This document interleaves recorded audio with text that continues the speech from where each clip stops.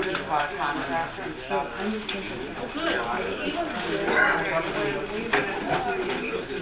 Yeah, but now it's getting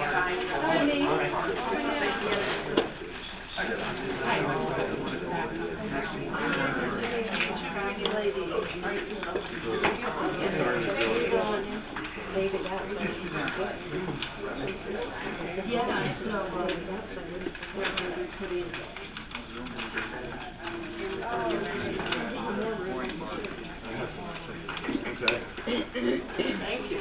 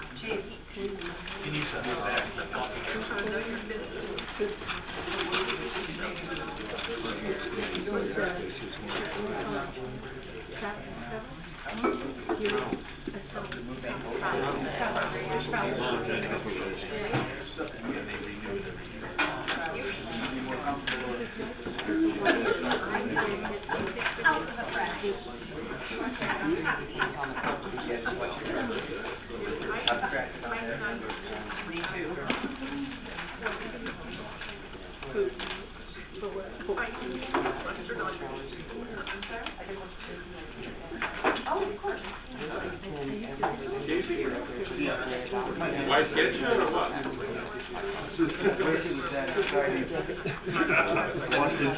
Walked into a doorbell.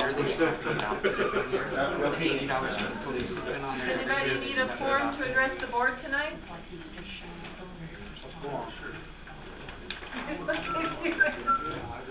The only one I think is near,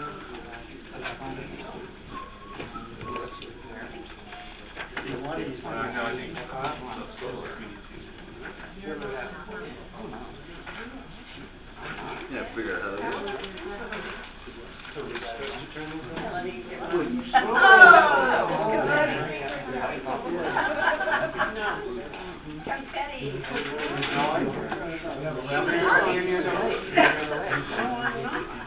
Technically you are, compared to the, That's not. you're in the water table that requires sewer. The water table comes up too close for you to be on set. Does anybody else need a form to address the board tonight?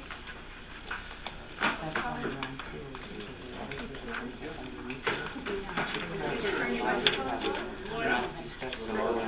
When we start? Yeah. Only 500 houses on. The rows between two doors. Somewhere else. You want to set over the No, you know what?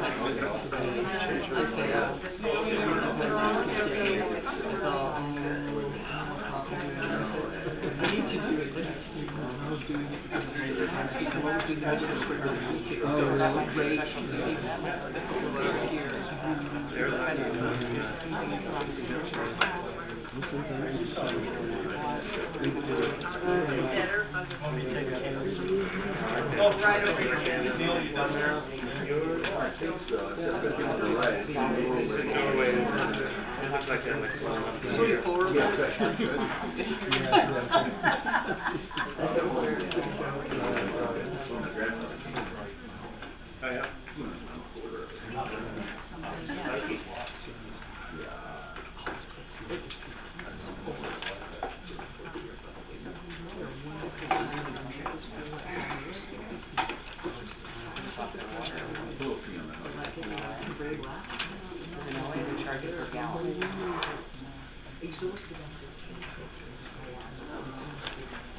If you got an hour, you can go all my troubles and woes.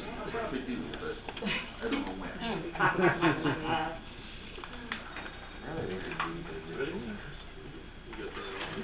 No, we're on. Live. Okay. All right. All right. First, I apologize for starting late. We ran a little long in the closed session, but we're reconvening at, well, it's 12 minutes after 6. And we'll move into the summary of actions taken during closed session. Tom?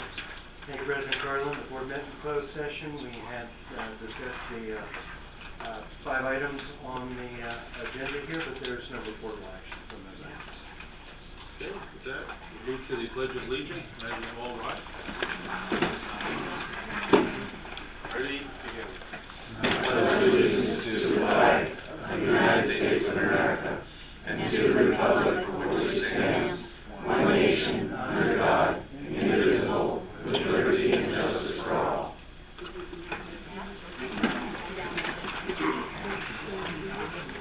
Okay, move on to item number 7.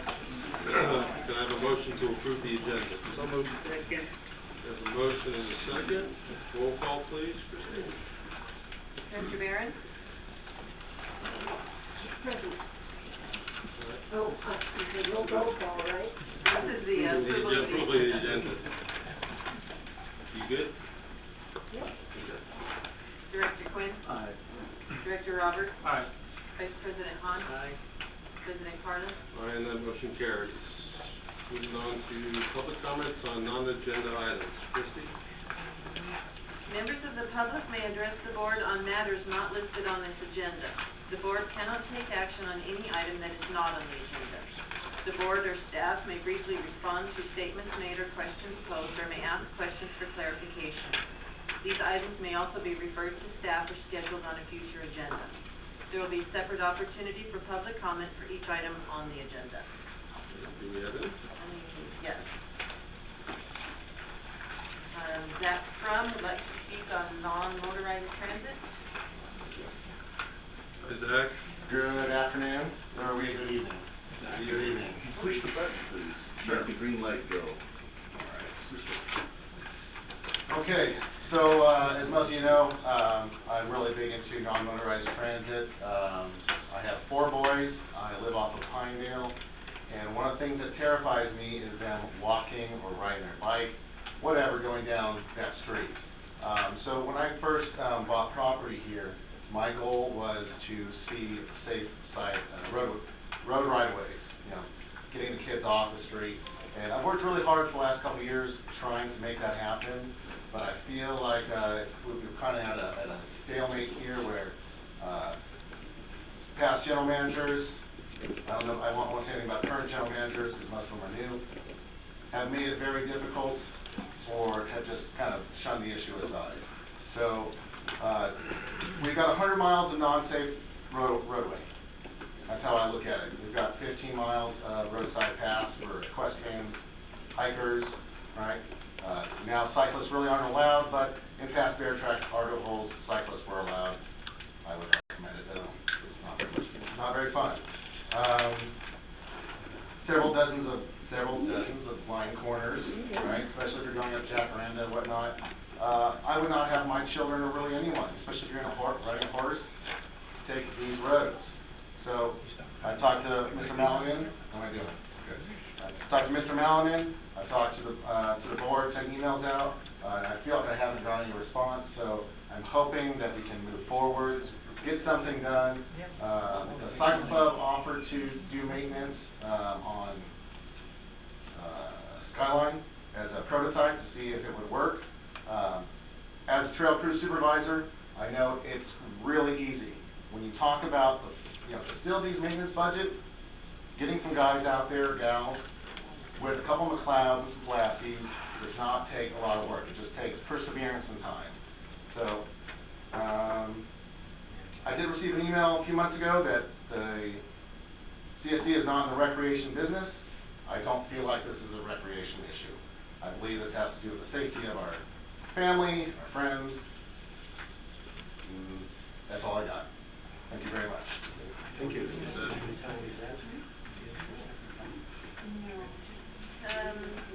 Fiona Nelson would like to speak on protection of employees.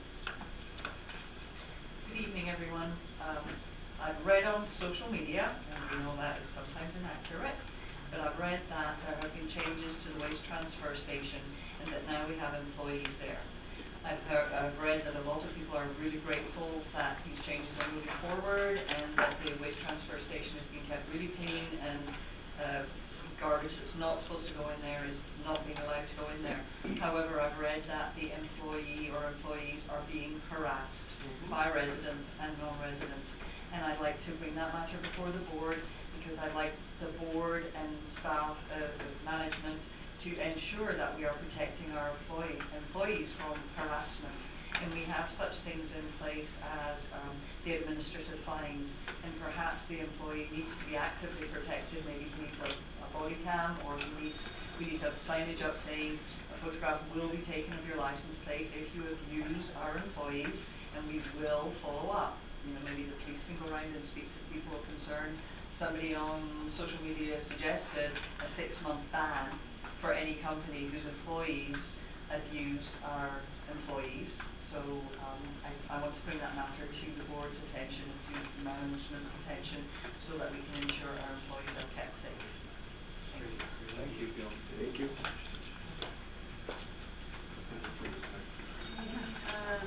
Neil Hicks? Hold off. Let me hold off. No. Well, this would be your time. I know. Okay. It's okay. It's more applicable after some other people say it. We're not gonna give you more time, Yeah. Neil. Don't worry about it. Okay. All right. Change this then. You asked if we wanted to put in a reservation. I did. I reserve the right not to say anything at the moment. Okay? That's it. I have no more speaker cards. No, he just, was helping. Any other public comments before we move on? Okay. Move on to number 9, consent calendar. Christie? Consent items are considered routine and are intended to be acted upon in one motion without discussion. During this portion of the meeting, the consent calendar will be read aloud. Prior to approval, the President will give the board, staff, and public the opportunity to pull any item for discussion. The remaining calendar will be acted upon. Any pulled items will then be heard and acted upon individually. A. Approve minutes of the June 13, 2019 regular board meeting. B. Approve minutes of the June 27, 2019 regular board meeting. C. Approve minutes of the June 7, 2019 special board meeting. D. Accept committee reports for June 2019. E. Accept register of warrants for June 2019. Ask the public. Anything want to be pulled? Yeah. Jane? Right. Sir? Nothing was good for this. That? Okay. We'll entertain a motion. So moved. Second? Second. And a second. Roll call, please. Director Barron? Aye. Director Quinn? Aye. Director Roberts? Aye. Vice President Hahn? Aye. President Carlin? Aye. And that motion carries. Moving on to 10, disclosure by the Board of Directors. Christie? Board members are asked to disclose any outside communications with individuals and organizations that have an action item on this agenda that pertains directly to them or their specific personal or private interests, and which communication is not included or disclosed in the agenda package, so that all interested persons have an equal opportunity to express and represent their interests. Jane? I have none. None. I have none. And I don't either. Okay, moving on to number 11, public hearing items. Adopt resolution 1920-01, setting a fee for radio frequency identification, RFID tags for gate access. Chief? Thank you, Mr. President, board members. Good evening, Chief Lansing, the Chief of Police. You're on receipt of my staff report on the proposal of adopt resolution setting the fee of $12 per vehicle per year for RFID or radio frequency identification tags on vehicles for use in the new gate system. Under the district's plan, the district will purchase RFID tags from vendors and sell them to residents at a rate which is calculated to partially recover costs for initial purchase and ongoing maintenance of the entire access system. Christie, if you could please put up the graphic I gave you? So the real question becomes, how did we arrive at these $12 per year per vehicle cost? And this is just a very short analysis of how we arrived at that. The budget for the gate for fiscal year 1920 is $523,850. Revenue for the gate is about half of that. So every year, about half of the cost of the gate is taken from the general fund. There's an estimated amount of 10,000 cars in the district owned by residents. So even if, that's an estimated cost of about $26 per car, and that's if all 10,000 vehicles were affixed with an RFID tag as of, let's say, August 1st. We would still only recover half of what we would need to make the gate operating expenses meet the budget, or to make that gate budget balance. But we didn't go there. We're about half of that, $12 per year per vehicle.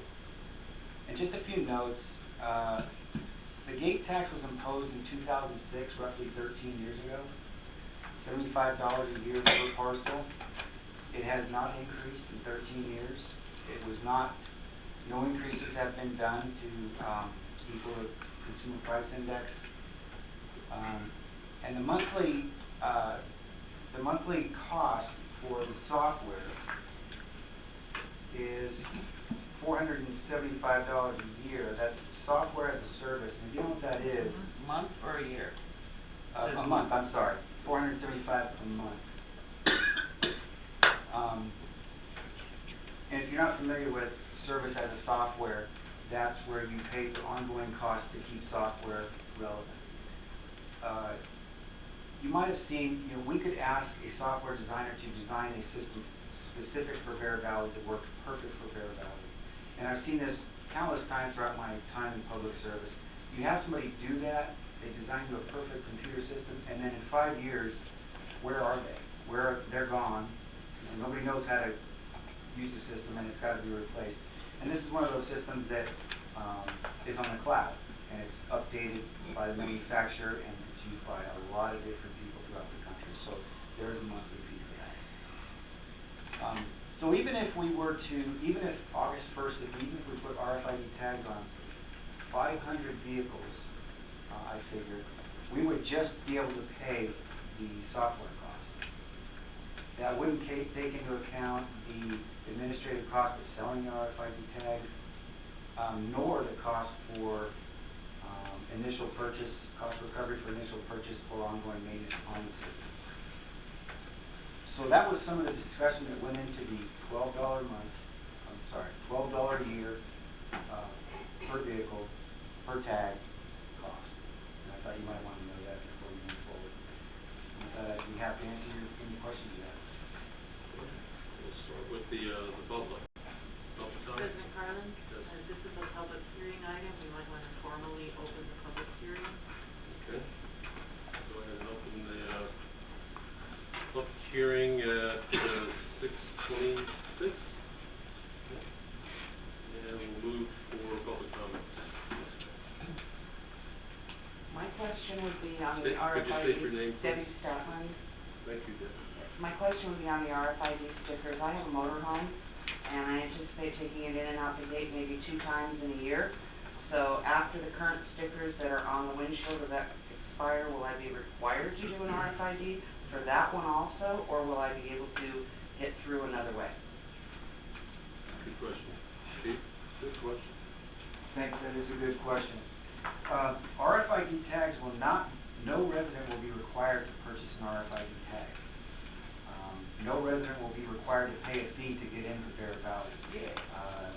RFID tags will be sold as a premium, as something that you want to do, that you can electively do. Residents who wish to not purchase an RFID tag will still be able to get into the visitor gate just like they do right now, without a clicker or a card. And what would be the access to that? What would there be to show proof of? Well, for the interim, it would be a windshield sticker, as we currently operate for years. Beyond that, it's still in discussion. We have some ideas, but for the next year and a half, while the current stickers are good, there's no plans in place right now to stop that. Yes, sir. Tom McMullen. Just a little nitty-gritty question. What happens if we have RFID stickers and it's snowing out and they close the gate for four-wheel drives? Is the RFID sticker going to be individually programmed for our four-wheel drive or not? And what happens, you get a guy in front of you, it's not four-wheel drive, so you back the line up? What considerations are made for that? I've got an answer, but go ahead. Okay. Yeah, the company we're working with, TEM Systems, was able to provide us a fix for our particular situation where we sometimes have to restrict the gates four-wheel drive only. And when we determine it to be four-wheel drive only, it will be a switch of a button at the gate, and any RFID tag that's been issued to a vehicle that's not four-wheel drive or all-wheel drive, it won't open the gate. I appreciate his point, and it is valid, that does that cause a bottleneck at the resident gate then? Answer to that is yes, we're working on that. What we want to see is a clear turnaround lane, because we're gonna be turning vehicles around with this thing a lot more than we do now. I anticipate. Right now it's not on our system. You kind of go up to Buttercup and you got to turn. It needs to get fixed, and we need a good turnaround lane. But we won't be able to avoid it really. But yes, we have a fix for this four-wheel drive only in this time. Yes, ma'am. Can I get my second lot? Andy, I have two questions. The first one is, why are you putting the trust in the cloud? What if it goes wrong? What if the electricity goes off? That will happen. The second one is, over the years, when people are put outside the gate because of inclement weather, they're put in a very seriously bad situation, and there should be an accommodating group, like the sportsman club or someone like that, with the signs that when people are stuck outside the gate, someone comes and gets them and takes them home. Two different issues, thank you. Want to answer? Let me get feedback for that. But could you please use the microphones? No, all of you, everybody. Pull the microphone. Our mics are on. No, they're not on. Talking in the background. If they are on, you're not speaking into them. It doesn't make it loud, doesn't it? I can't hear them at all. You're not speaking into the microphone. These are brand new today. We're learning our way, Neil. I got it. Get closer. Lou? Yeah. Okay, we can try that.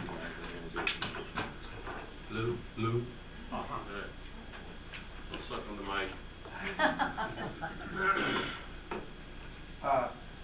Can you help me out with those? There was a two-part question in there. One was, what if the power goes down? Yes. Why trust the cloud, I think Why that's trust the what I cloud? wrote. Okay, sure. This is a system that is software as a service. It has to be on the cloud, and we want that because if it's a system that sits on one server and it goes down, then we're kind of dead in the water. This is on the cloud. Now let's say internet access is wiped out.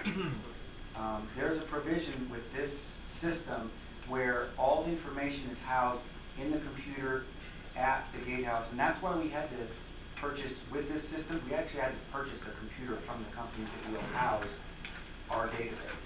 And it can go on for it can keep working for a pretty extended period of time on its own, autonomous from the cloud, until the event is over with, and then it reconnects with the cloud, syncs up all the new data that might have been entered at the time.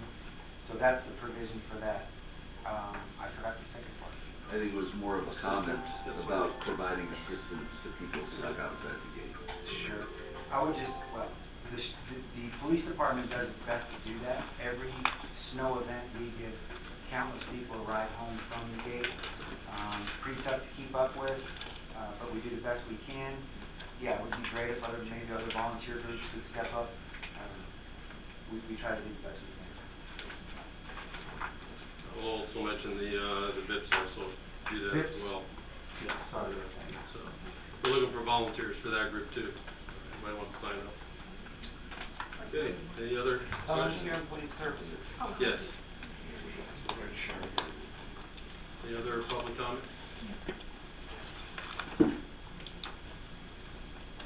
I was debating where else. Hello, Zach Crum again. Will this, it's not really a question, but let's phrase it this way. Non-motorized traffic coming in and out of the gate, is there a way that we can incorporate this into the next couple phases? Equestrians, hikers, bikers, right?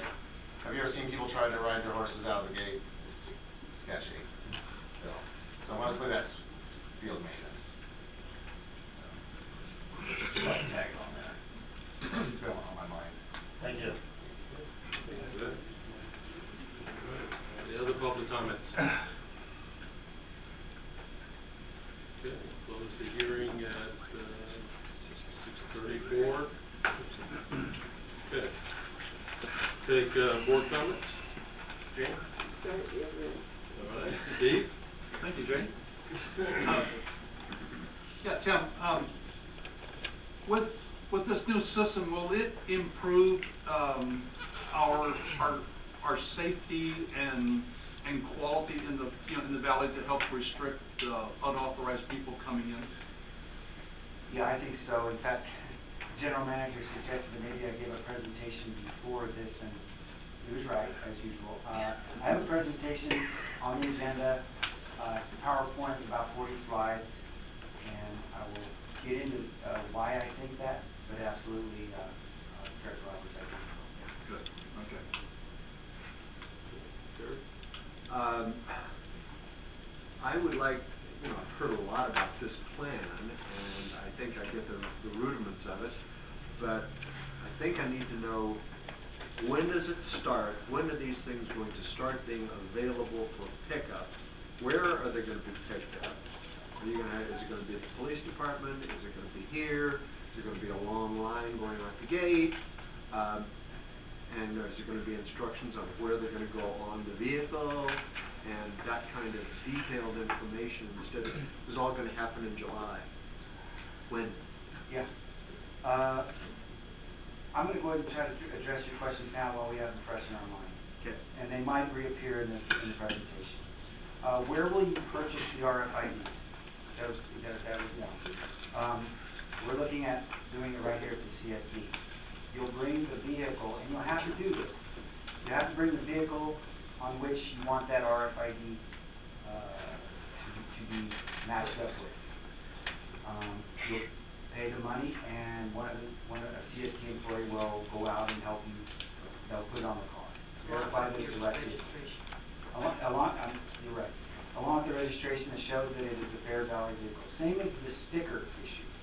Same as the way we issue stickers. We have to do that, otherwise we have cars from all over. The second part, when is all this supposed to happen? The installation of most of the hardware, which is a big job, is happening right now. Its anticipated completion is Monday.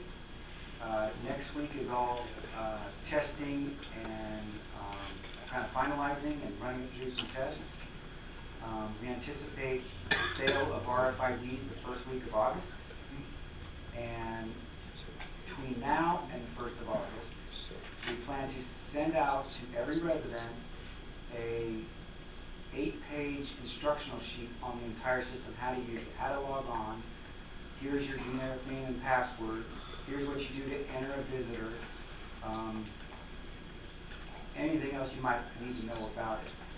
We've also identified some staff that will be available to answer questions and to man a phone, perhaps man a phone line, for the first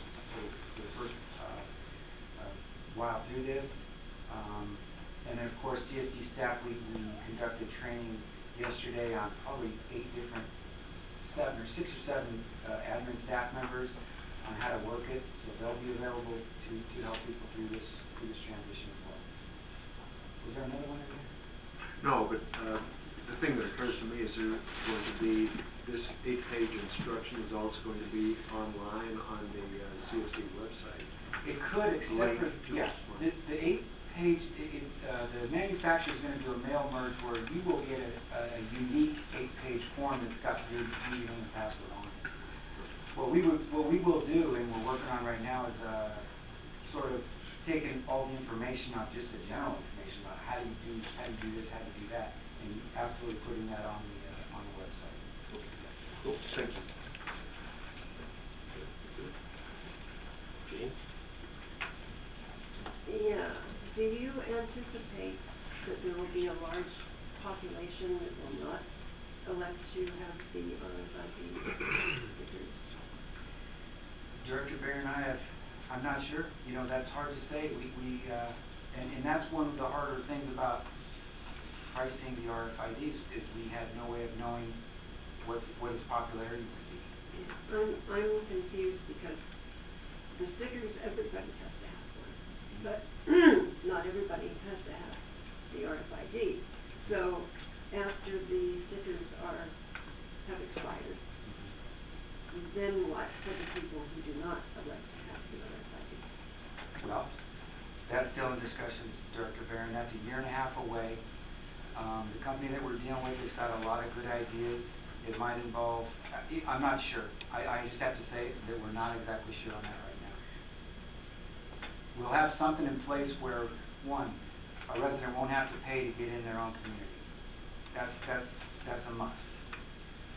It'll be something similar to the stickers in that it'll be issued to a resident after the resident shows that, you know, who they are, that their vehicle's registered in Bear Valley, that it's got current registration, that kind of thing, because we don't want to be giving them out the wrong vehicle. I don't know if that's another, I'm not sure, but we are talking about that right now, and rest assured by a year and a half from now, we'll be ready to roll right on into that. And it may not take that long because, again, you know, we're doing this to avoid some of the security holes is the largest thing in the current process. And one of the big holes in the current process is that a lot of these methods of getting in the gate are transferable, i.e. a person can move out of the area with that windshield sticker. That's not something we want to continue doing, even though we've been doing it for I don't know how many years. We want to look at something that gets us away from that. So, again, I don't think it'll be a year and a half, but we do have a year and a half on the current stickers. That's the best we can try to do. Technology's crazy though, and you know, we'll be right on the cutting edge of it. I think there are a few unknowns at this point. There are. Okay, Greg? Should we move a vote on 11A to after 13A, or move 13A to now, and then vote on 11A? I was going to go there, but did you have any other comments? Yeah. And I was thinking about doing that, even though it's a discussion item, maybe we bring your PowerPoint slide up and we go through it, so and then possibly reopen it up to the public to have some additional comments as well, since we do have a fairly large group here. Sure, Mr. President. Okay.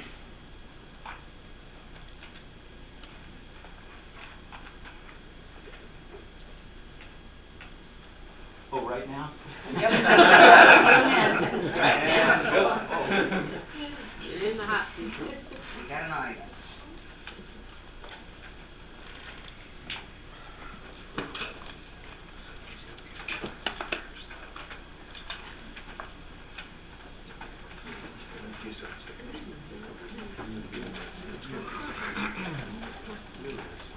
Okay, I'm going to run through this PowerPoint, and if you can't hear me in the back, please say so. So the gate access control system. Take a minute to talk about the current system. It consists of the windshield stickers for residents, various paper-colored passes for visitors, and I think we're up to 7 or 8 or 9 colors. We discovered during last year's serious mail theft where we found a suspect with manufacturing his own passes. We, in an attempt to mitigate that, we decided to go to a color change, a weekly color change. It didn't net a lot of bad guys. It caused a lot of confusion. I hope this new system can address that. Current system, contractor passes and other special passes, a ton of them. And clipboards with handwritten logs, that's where a visitor goes in, gets handed their, they get handed their pass, and then as they're pulling away, the gate guard's doing the best they can to scribble down their license plate. And I don't even need to tell you how that works. So some of the problems, it's inefficient and cumbersome, as I just mentioned. With the scratching down of the license plates, you go into the guard shack at any one time, and they have this counter where they have all these passes laid out for the day, and they're trying to get them all straight where they can access them quickly in order to not hold up the line. It's outdated. I don't know that it's changed in the last 20 or 30 years. It really does not provide effective security. In a little over a year I've been here, I've seen, people manipulate the system in order to get in, and there's a variety of those ways. It requires that every resident call in to get a pass. And when you only have 2 gate guards and only one of them can take a phone call, you get a lot of busy signals. And many of these clickers that people have purchased over the years, they're a mechanical thing, and I think they sell for $12 online, and they're breaking and they're going bad. So why change? Well, really 2 reasons. The first is to enhance security, first and foremost. We can really tighten this down, and I believe we can really impact security. Provide residents security and peace of mind, enhance quality of life. The second, improve the gate experience. We want to streamline entry into the community for both residents and visitors. The company we chose, TEM Systems, this was after reviewing several different resident visitor management system manufacturers. They've been around for over 20 years. They got systems throughout the United States. Their Gatehouse solution software is proprietary, and it's expandable, and that's what's really great about this is you can add license plate readers to further tighten down security. Facility access, we have facilities here. I'm hopeful that we can somehow integrate some of the other facilities into this system.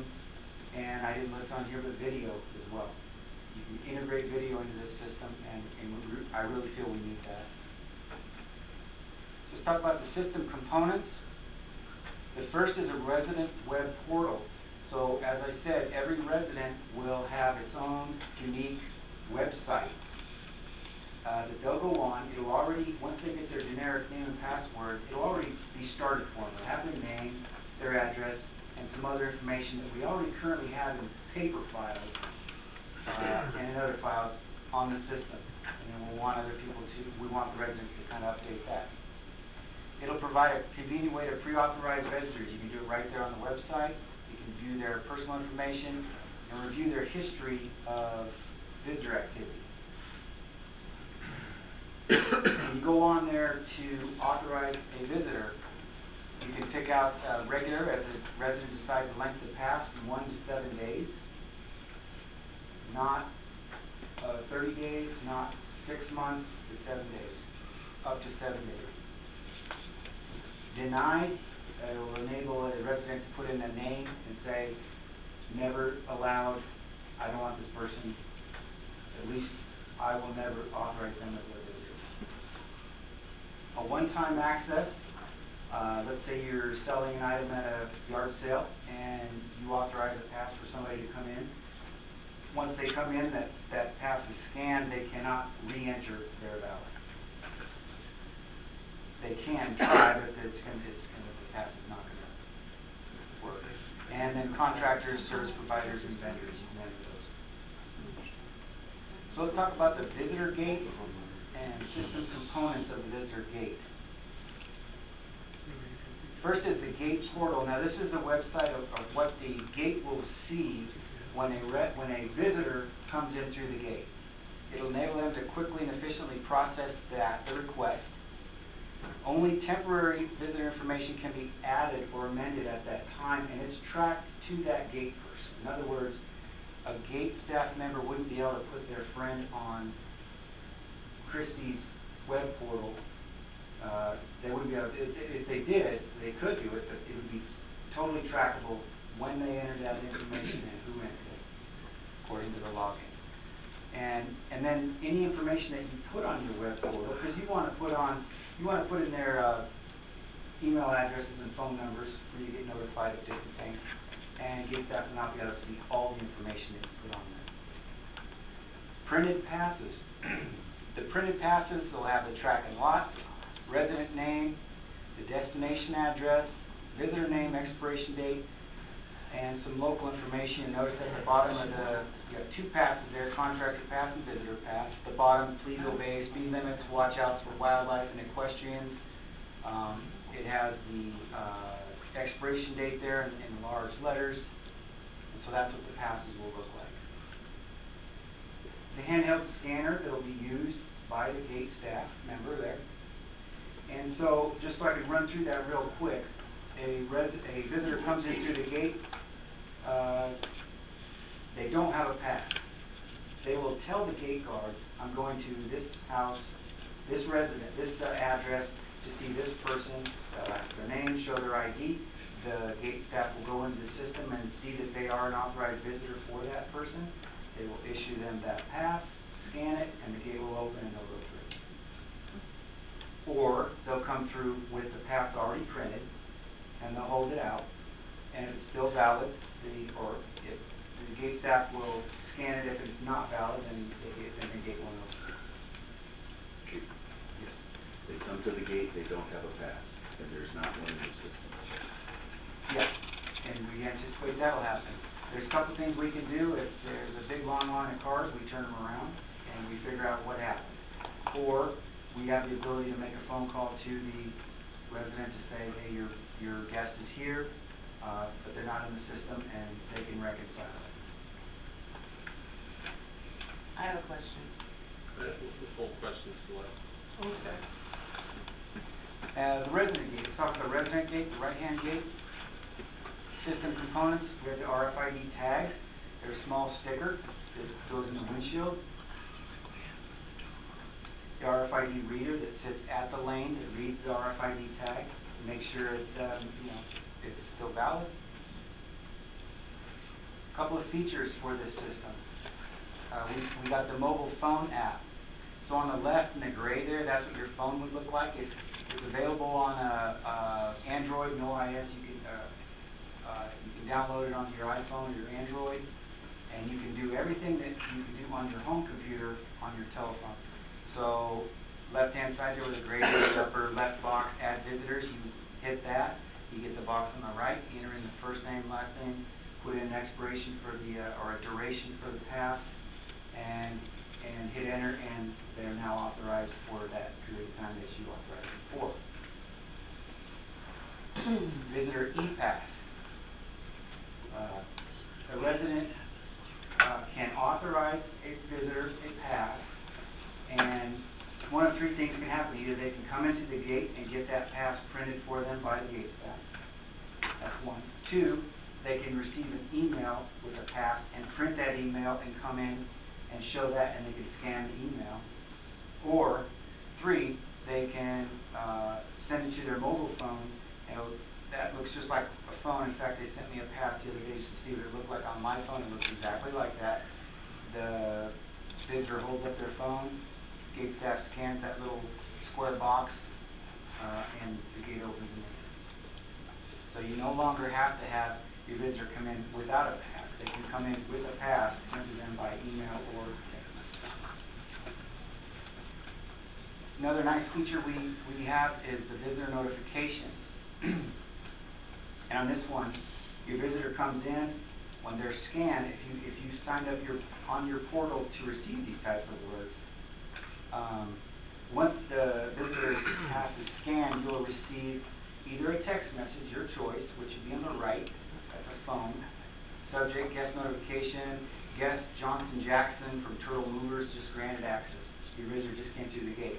Or an email, again, your guest just granted access through the gate. I'm going to run through some frequently asked questions. And these are just ones that have come up in the month that we've been given, you know, kind of prepping for this and giving presentations to different groups. How much does the new system cost? Software and equipment is around $30,000. The district is spending approximately $60,000 on RFID tags, which residents may purchase in order to access the resident gate.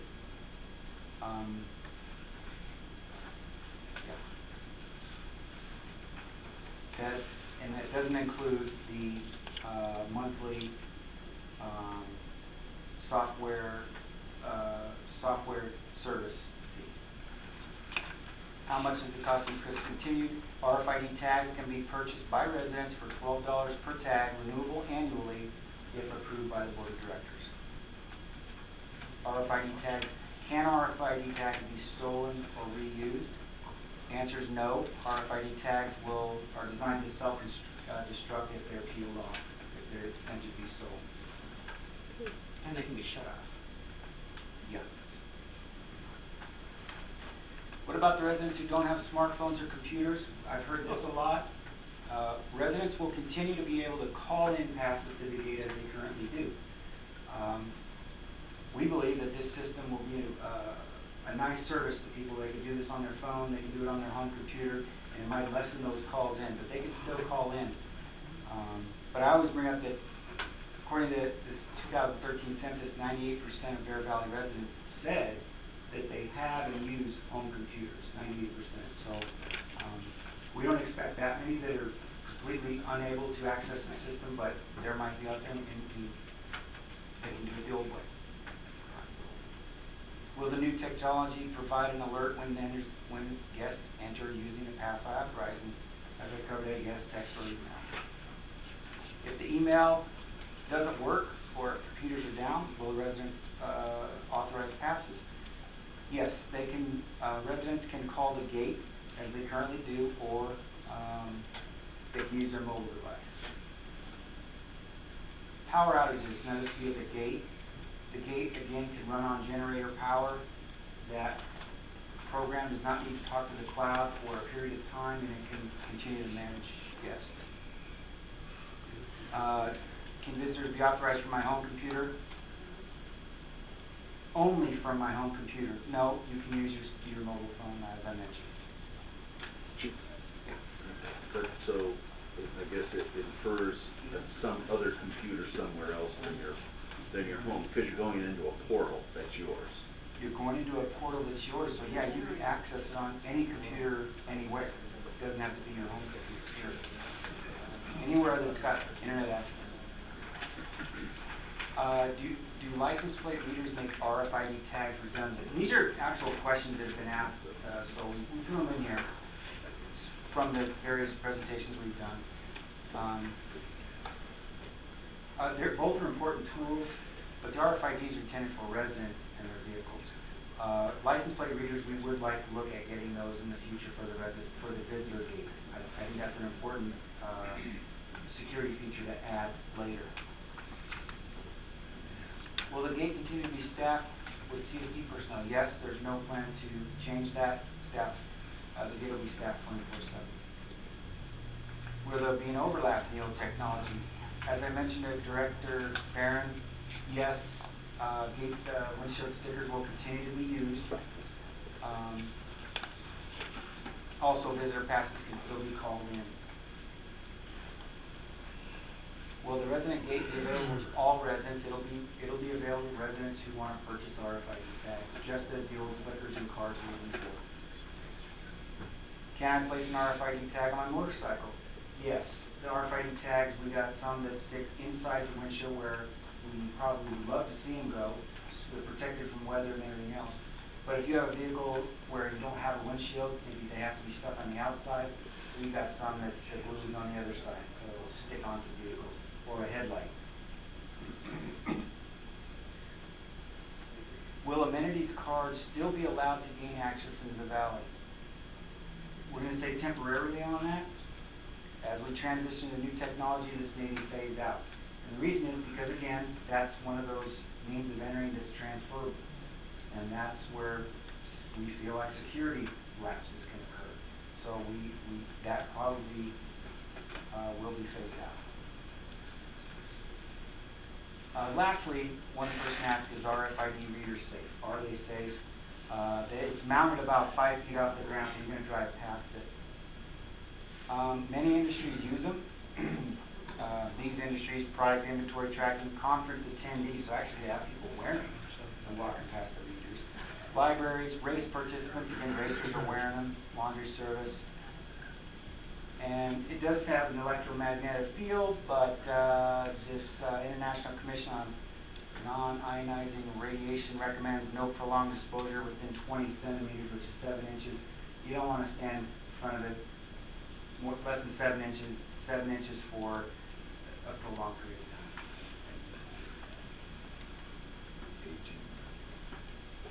And that concludes my presentation. Okay. A little unusual, but we'll go back to public comments again. This one. Okay, I have basically 2 questions on this. Microphone up to the mic. I don't usually need one, but I'm known for that. Anyways, I have 2 questions on this from Debbie Statland again. Will there be a system in check so that we can verify abuses of the system? Because we currently have abuses like people calling in passes to go to the bar or something like that that are being called in, not by people like me wanting to bring a friend, but actually by, well, we'll be open and honest about it, the line dancing group. They've been notoriously getting people in from outside to the point where residents for a long time couldn't participate in the line dancing because there were so many outside people being called in. I will say in the last couple months that has simmered down, but I still have heard when I've been at the bar people asking for a pass for the next line dance. So we need to know if there can be a way to check if the people that have like the yoga and whatever, if everything's legitimate on their passes that are being issued. The other question is, do we have to have the lot and track number showing? That is a real risk to safety and security for property owners. I don't know about everybody else, but it took me 3 years and a lot of money to get my identity theft cleared up. I really don't want my lot and track number on any of the passes. That bothers me a lot, because that's something that's personal. Thank you. Every Bear Valley resident should be afforded the right to authorize a visitor into the valley. I don't know that we would be able to police that, and I don't know that we want to. I don't know how else to really make put your mind at rest that people like the line dancers, I guess, are going to be able to get in. Well, somebody's sponsoring them that lives in, that might be their friends. Yeah. Can't stop that. Yeah. Right, but we're just trying to make sure that it's not like a blanket thing where 20 people can be called in that nobody knows who they are. Well, somebody's got to know who Still, they are. still have to show an amenities card or. Well, what I'm saying walk is in the guests that arrive at the gate don't have to prove who they are. I can tell them that my name is Jose Carlos, and they're going to have to accept that. No, that's not true. You arrive at the gate, you tell them you're Jose Carlos, and you're here to see who? No, if I've got a pass called in to go to the bar, and I gave them a fake name. Who called in the pass? Somebody at the bar. Okay. Could be an employee or somebody that's doing something at the bar. Okay. Sometimes it's employees. That's the problem that we're trying to eliminate. Well, if a resident who has their own portals authorized you, Jose Carlos, I guess, they come to the gate, you show your ID that says you're Jose Carlos, and a resident has authorized you as a Is that going to be a new thing? Because my visitors have never been asked for their ID at the gate. Yes, we are going to check IDs. Okay, because my visitors so far have never been asked, and as you know from, you might not have been at the last meeting, I had a problem with the gate just this last week because there's 2 companies with very similar names. I called my contractor in a past, and they turned him away, and it was because they actually looked for the Fassbender roofing instead of Fassbender AC. So it cost me 4 hours of them working on my house while they tried to fix it, and when the guy showed up at my house, he still ended up with Fassbender roofing and somebody else's name and street on the pass, not my pass. So we don't even know where the other pass went. Okay. As to your other question, yeah, I will pull lot and track and lot off of the pass. Thank you, that would be a very secure idea. That makes total sense. Thank you. Yes, ma'am. Hi, I'm Tina Bayer, and I only thought of this because the pictures of the gate were in his presentation, you said, right now, we trust that people turn around when we don't gate them access. And in previous meetings, you said we're going to move the gate and have a special, non-access lane. Can you show us on that picture how that will work, by chance? The new lane? And we're moving you said we were moving the gate to accommodate. That's the new gate, when the gate is rebuilt. There's plans for a turnaround. Okay. I don't think it's feasible with the current gate, the way it is. Yeah, we can't do it now. Okay. I just thought maybe you could go, well, it'll be right here. Okay. Wish we could. I wish you could too. Thank you, Tina. Any other comment? Sure. Can we bring the mic to you? You're welcome to stay. You know. Okay. Can I speak here then? Yeah, we're gonna bring you the mic. Oh, okay. Thank you. Welcome. Track and lot numbers. Who are you? My name is Jim Cherry, Hi, Jim. and I live on Rifle Court. Okay, you're up there. And I like the track and lot numbers on there, because I can get anybody's track and lot number just by going down to the Hall of Records. Yeah. So that's. Do that online. Yes, you can. So it's nonsense to take it off, because this at least identifies where it's coming from. Looking at the name. It'll still the name and address, Which is enough. yeah, it'll still the name and address of where they're going. Well, like I say, you can get it on a little computer and pick it up, and you got it. So I don't see where that's an advantage, one way or the other. Well, what if I'm calling somebody in that I don't personally know, like for a yard sale? And now it's gonna have my track and lot, my name and my address, so now they can go after me for identity theft if they choose to. But if they are not, if they don't have a track and lot, they'd have to work a little harder to get that information. Ma'am, if I got your name and address, I can get your information. That's true, but it's a little harder if I don't give it all to you, just like if I don't give you my social security number. Any other comments? No other comment. Any other? Yes, sir.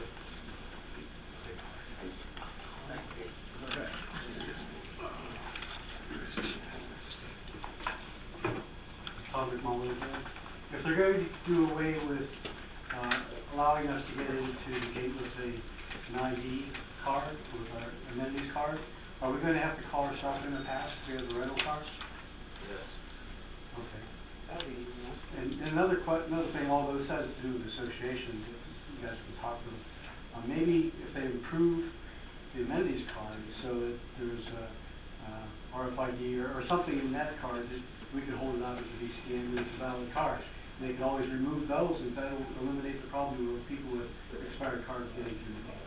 That's a good comment, and that's actually, those comments were actually brought up in previous meetings that we held about the amenities cards having some type of RFID reader in it as well to actually enter into the Whiting Center or even the country club and eliminate a person there, as well as the gate. Sooner or later, you know, I think the chief or somebody said it, you know, we're trying to actually, you know, the public's asked us to try to, you know, lock down or close the loop on people coming into the gate that are not supposed to be here, that are using not only our amenities, but also using our waste, you know, our landfill, you know, for dumps, right?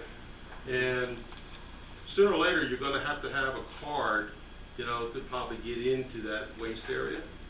Right, so we know who's in there and who's dumping, and so we don't actually have to have an individual there supervising, right? They have cameras going up there. And so we are working, it's a good comment, Tom, we are working with the BBSA, you know, we are communicating, we're trying to work together on this whole total process of what happens after those stickers run out. Okay. Any other public comments? Charles? Go ahead. Sure? Yeah, go ahead. I'll go. Jack Rowan again, my only original 3 minutes? No? Being generous.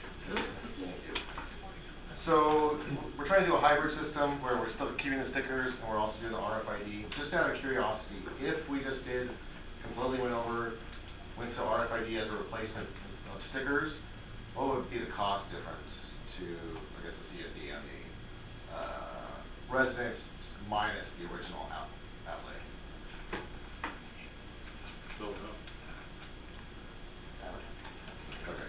Because it just seems like it would be a lot easier and, it just seems like a two-step process.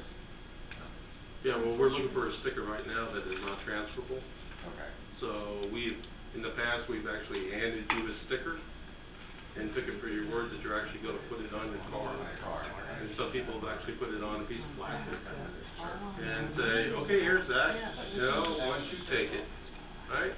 And you know what, when Billy comes by, you know what, give it to him, right? So, again, we're trying, you're not gonna stop everybody, right? But we're trying to close the loop of who can come in. I guess my thing is, I actually have two opinions. One is that, no one should have to pay for someone's RFID privilege, but also as a CSD, it might be easier, just get rid of the stickers and go straight to RFID for everyone.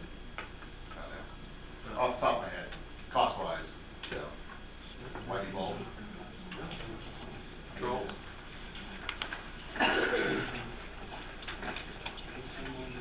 As you're working your way here, I want to acknowledge that, I did read your letter, and I think we've answered all your questions. I think so.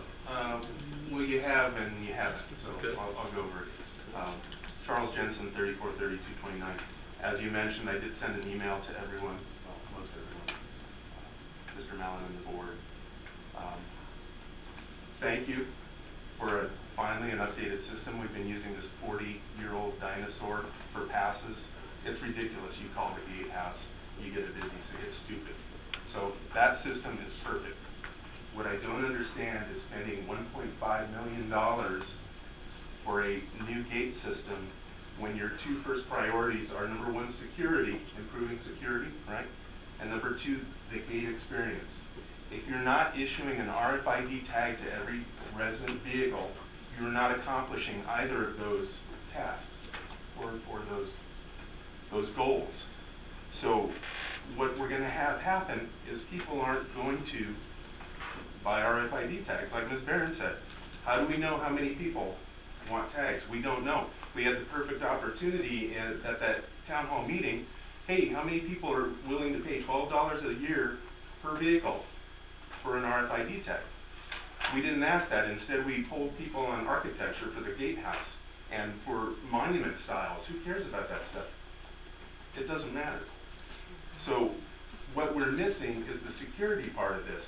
If we're only requiring the sticker and we're not actually giving out the RFID tags to every vehicle, we're going to have the same situation we have now.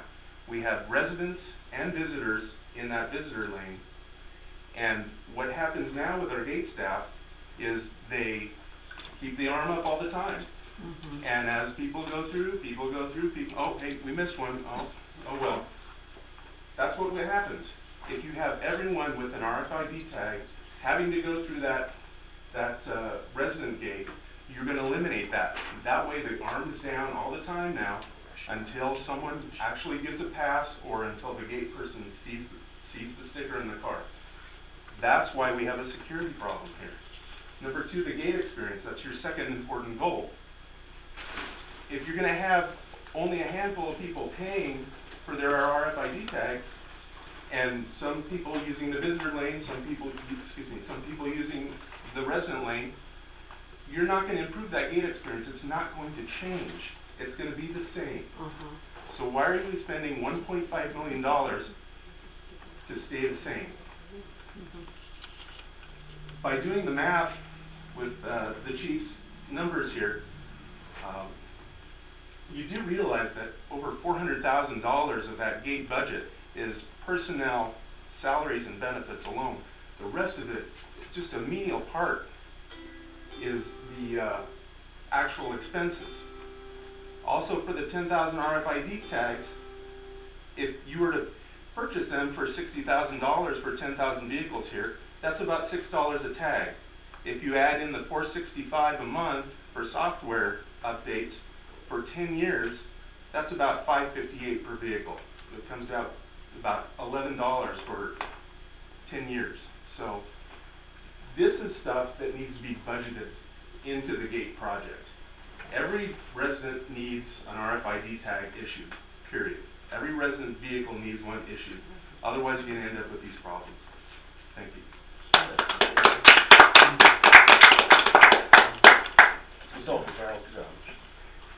I got it. Jim Cherry again, Rifle Court. I'm, concerned about everybody has to have one of those tags. Now, some people in this community are disabled veterans. We're on limited income, not just Social Security, but some of them get a big check, some of them get a little check. And you're asking them to pay $12 per vehicle, and if they have projects and they got 4 vehicles, they're gonna have to come up with extra money. So, it's a good ideal, but you need to make an allowance for disabled veterans and low-income families. Thank you.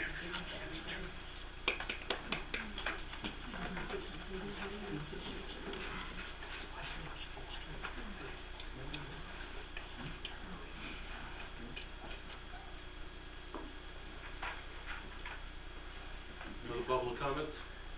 Yes, sir. I've got you next. I'm Steven Samuelian.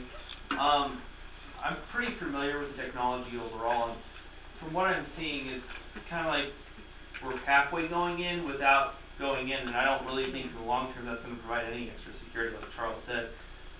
As long as we're letting people in that don't have a verifiable RFID or something else, there's no way that we're going to provide that kind of security. I like what I'm seeing, so I think that we should probably embrace the time period of the current stickers to transition everybody over. And whether initially we pay the $12, I would happily pay the whole $26 and change every year for the first couple of years until we get rid of the other system to go through the resident gate. But there needs to be a sensor at both gates because the majority of people that come in are not visitors, right? So we have 2 lanes, use the 2 lanes all the time, so we don't have a backup.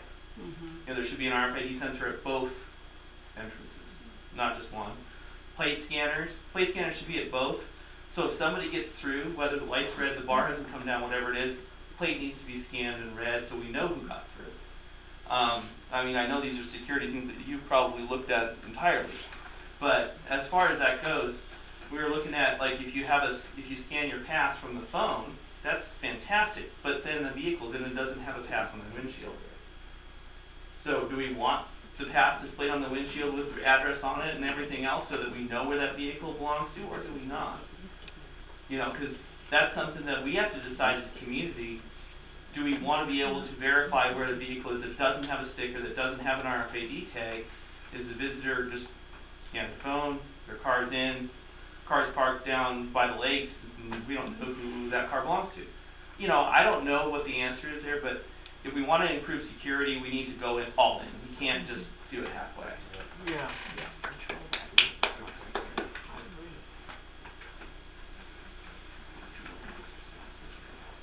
Sure.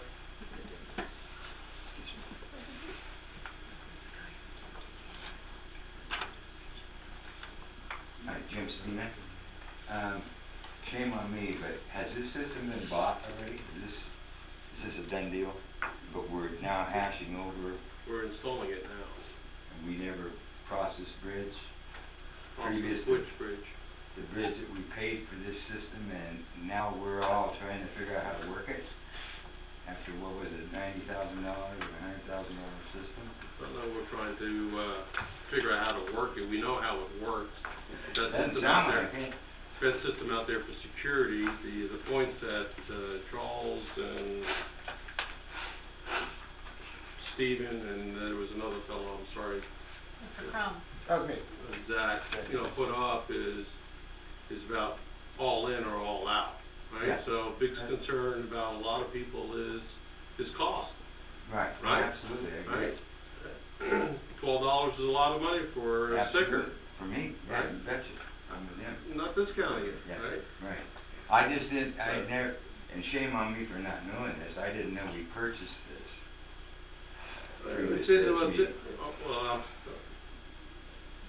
there's been plenty of communication about the gate project over the past 6 months, so.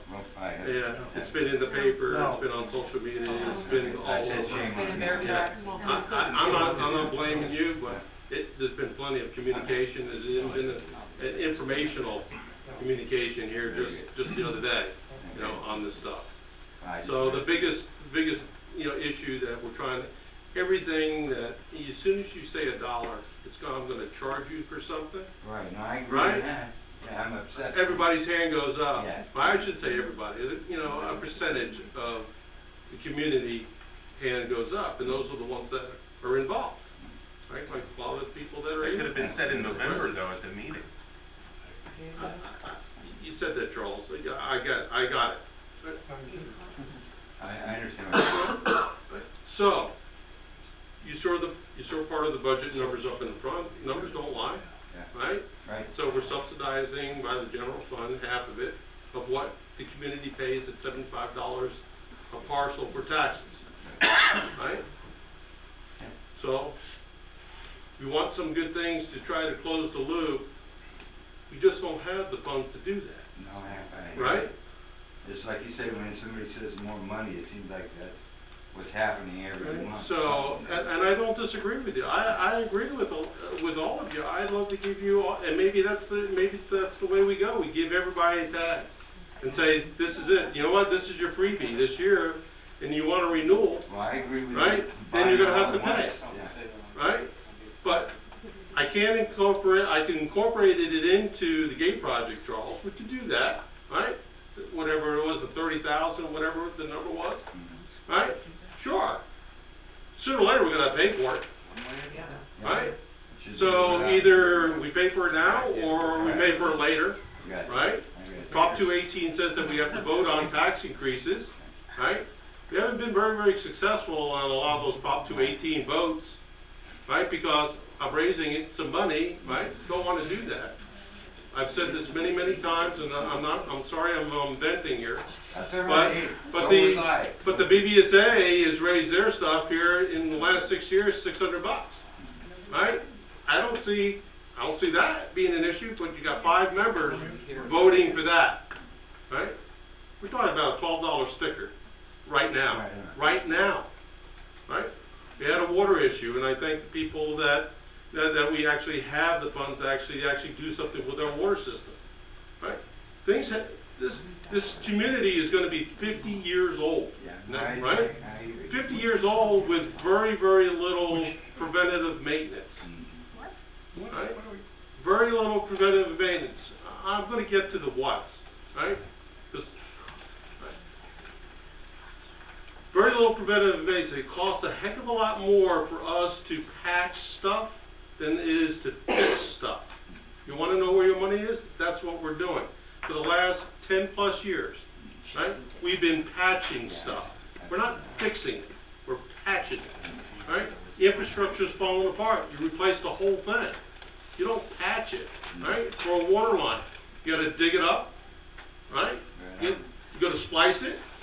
You got to put the dirt back in. You got to compact it. You're going to put the asphalt back on top of it and asphalt over the top of it, right? And 3 weeks later, it breaks 6 feet down the road from it, right? Asphalt. What are we going to do? We're going to dig it back up again, right? And do the same thing. Tell me the cost difference for us to replace that whole line at one shot versus how many times that we have patched this stuff. And again, I'm going to revert back to, it's a 50-year-old community here, right? These board members, you've asked us, the board members here are listening to the public, right? I took office here a couple of years ago, right? To at least move the needle, right? To say somewhere in the future that, hey, at least I moved the needle in the right direction and got a lot of haters, but, you know, at least we're trying to fix things here. Right, wrong, or indifferent, we're going to make some decisions. Hey, I'm the first one to say, we're going to make some decisions that are not right, right? But we're making decisions, and we're trying to do it in the best for the public here, right? So I apologize for those people that don't think that we're doing that. We are doing that, right? There's a lot of moving parts that are going on behind the scenes, right? And if you don't think so, you know what, go ahead and run for office. Right? Right? I want you to, right? Put your 4 years of time in here and understand really what happens from behind the scenes. Right? Anybody can sit behind the screen and tap away comments, right? Yeah, really. Right. Right? That's what we're here for. We're here to actually improve the environment that we live in. I love this community. I don't want to live in any place else. I moved here 6.5 years ago. I love this place. I really do. It's either this or living down where I work in Bakersfield. Sorry. There's very little comparison to myself. No, I hear you. Right? So, I get it that there's fixed incomes. I get it that, I never even thought about disabled or veterans getting a discount, right? Right? The demographics even in this community has changed here over the last 6 years, right?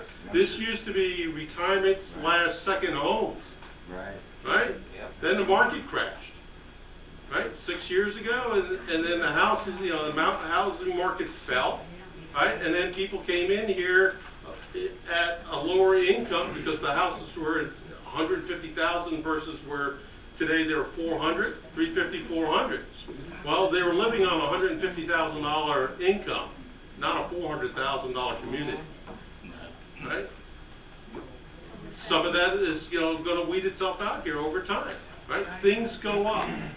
Everything goes up. I haven't seen anything reduce. Except wages. Wages go up too. Until there's a big fight, then they go down. Right? So, I hear you. I understand your concern. I really do. No, you brought up a very, very good point. There's a few that brought up a very, very good point, circling right back to this, that if we don't give everybody some type of RFID, we can't close the loophole. I agree with you. Every car. And the system that was selected by not only staff and the chief here is probably one of the better systems out there. Cool. Okay? It's like tremendous. I said, I'm sorry about not knowing this. Okay. Thank you very much. All right. Yeah. I got your 3 minutes. I'm sorry he stood up. I think you picked I must look at it.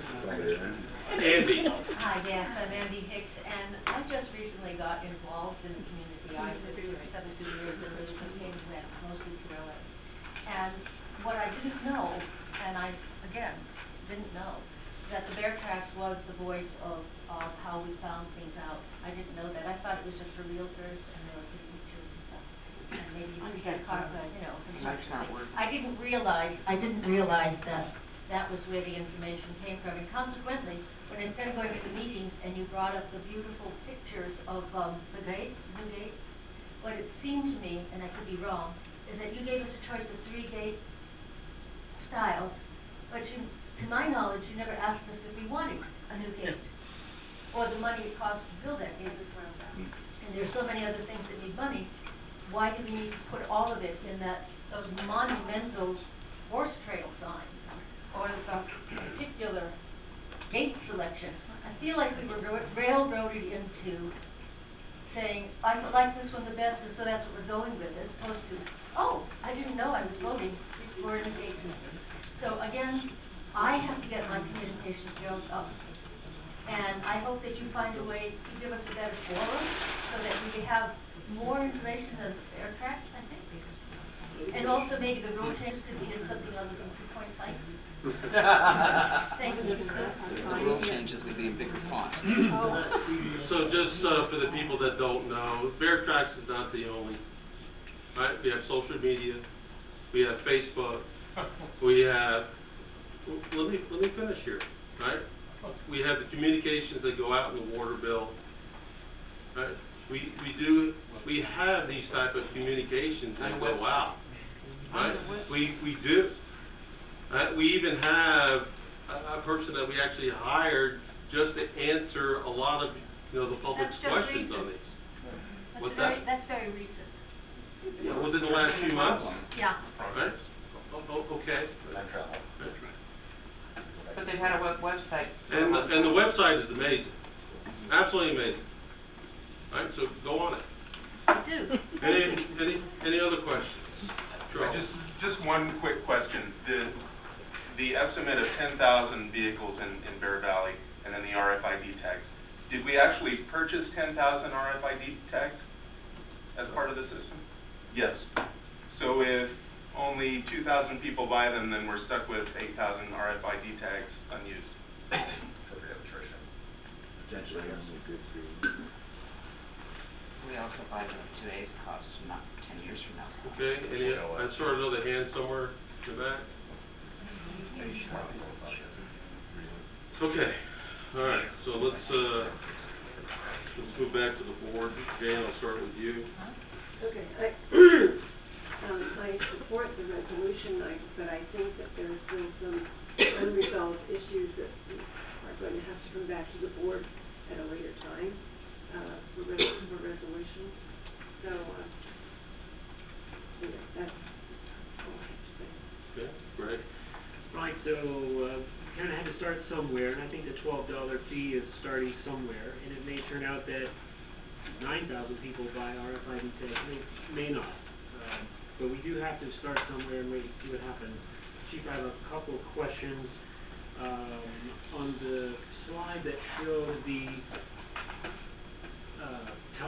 the cell phone gate pass form, it had a place for the person's name, your guest's name, your guest's driver's license number and license plate. Do we need to have that information to get a gate pass for it? You won't need to know the name, those are optional things.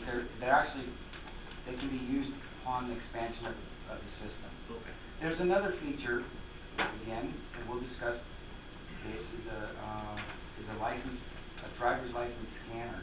And it doesn't scan the magnetic strip, but it scans the picture. And so we've been talking about that as an extra added security feature, to where you wouldn't have to request IDs from every visitor that came in. Their picture would actually appear on the pad. So, no, you need first name, those red asterisks are the mandatory fields. Thank you. To follow up with one of Lynn's questions, if we send a gate pass to a guest to their phone, and the gun reads the phone, does that open the gate, or does then gate staff print a pass to give to them to put in their car, which then identifies that car with that person if they should go to the gate? Yeah. Upon scanning the phone, the gate will open. Alright, we want to reconsider that. Okay, thank you.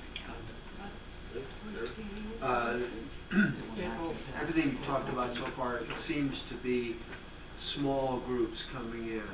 Thinking about large groups like special events, like at the Equestrian Center, or a big anniversary party at the club, or something like that.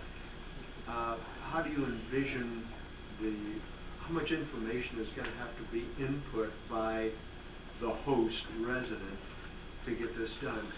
For example, could a list be scanned with certain information like first and last names and how much more detail, and then have it emailed to the gate? What degree of specificity and how wide is this field going to have to be? Well, currently, the way you get in a large party is to establish a list and deliver that list to the gate 72 hours prior to the event. Yeah. If you're going to produce a list, then it's our feeling you can do the same thing on the website. You go in and add each one of those as a visitor. And it's a very intuitive program. It's fairly quick. You add all those names, and now they're in there. There's no need to deliver a list to the gate. They will either get their pass because had an email sent to them, or the mobile phone app, or they roll up to the gate without a pass in their hand, tell the gate guard where they're going, what the address is, and who they are, check ID. The gate guard checks your list that you entered, sees them on there, issues them a pass, and they go through. Not too dissimilar to the way it is right now, except yeah, but I mean, the gate pass list could be handwritten and hand delivered. and that kind of thing, where Yeah. it seems to me a lot of keying in is gonna be expected It of will the new require system. that, but at the same time, a lot of these large parties do give handwritten lists. And you can imagine the gate guards having to scan lists that's neither in alphabetical order nor very clearly written and having to decipher that. That causes delays too. Sure. So that's fixed. Steve? Chief, I want to commend you and all the staff that has worked on this. This is a great movement that we've got going here. I got on the board a couple of years ago. There wasn't much going on here. Nothing. We have passes that were 50 years old. You know, everything was falling apart. And I'm sitting back here, you know, I've been here since 1998. And my valley's falling apart. And it's not good for my grandchildren. It's not good for my kids. It's not good for my great-grandchildren. So I got up off my butt and I got appointed to the board so I could help make a difference. What a great board we have here. What a great staff we have. We finally have a full staff here. Things are happening at lightning speed. It's not always going to be perfect, folks, but we have to start changing. We're going to change the gates so we have a better gate experience and so we have better flows of traffic. And a part of that is the system. And like you said, that we can purchase, you know, the tags, but it doesn't deny anybody the right to come in that if you're a property owner, you use those tags. And over the next year and a half, I'm sure we are going to figure out how to keep improving. But we've got to take the first step, and that's what we're doing. We're going to have a brand new gate. We're going to have this brand new system. And you know what? I'll be one of the first ones to buy the tag, and you'll see me flying through, while you guys are in that line waiting because someone's at the gate blocked up and trying to get it done. And what you're going to do is say, okay, I'm not going to go to McDonald's next week. I'm going to take this $12 and I'm going to get me one of them tags because I want to be like that guy driving through that gate in 2 seconds. So that's how it happens. We have to start to evolve, and that's what we've been doing for the last couple of years, you guys. You know, there's been a lot of work you've done here, but like Jay said, behind the scenes, you know, there's a great deal of work, and it's to make our valley the best possible place to live in the country, and I think we have that, and I think we're going to make it better. What we need from you is to come to the meeting just like you are tonight. Participate. Inform us what you're thinking about. You know, never be adversarial, but be a part of the solution, not a part of the problem. If you do that, we can all move this valley forward over the next 5 or 6 years and make this the best place in the country to live. Thank you. Mr. President, could I make one more quick comment on this? And I would like to leave a comment before, just to address some of the concerns about the group. The RFID for every resident. And I say this with all due respect, month after month we hold these meetings. Money is everything. We are scrutinized, and we should be, for every penny we spend. And if, I agree with what they're saying as far as we are in agreement that there is a security issue at the gate that needs to be fixed. We just don't exactly agree on how to fix it. The RFID for everyone, you're talking about the CSD purchasing RFID for potentially 10,000 vehicles. That doesn't do anything to address the cost of the system, nor the ongoing maintenance of the system, nor the administrative cost of issuing out those RFID tags. We've looked at this pretty carefully, and we feel like we know where the security lapses are. And I feel that our solution to this with this system is specifically targeting those areas where the abuse is occurring. Specifically, we are tightening down very strongly on contractor matters. We're really looking at different passes for special events like the church passes that we give out, and all the other special event passes where passes are just being handed out and they're being transferred from car to car. This is what we're trying to tighten up on. Again, I don't disagree with them that there is a security issue. I guess we just disagree on how to best fix it.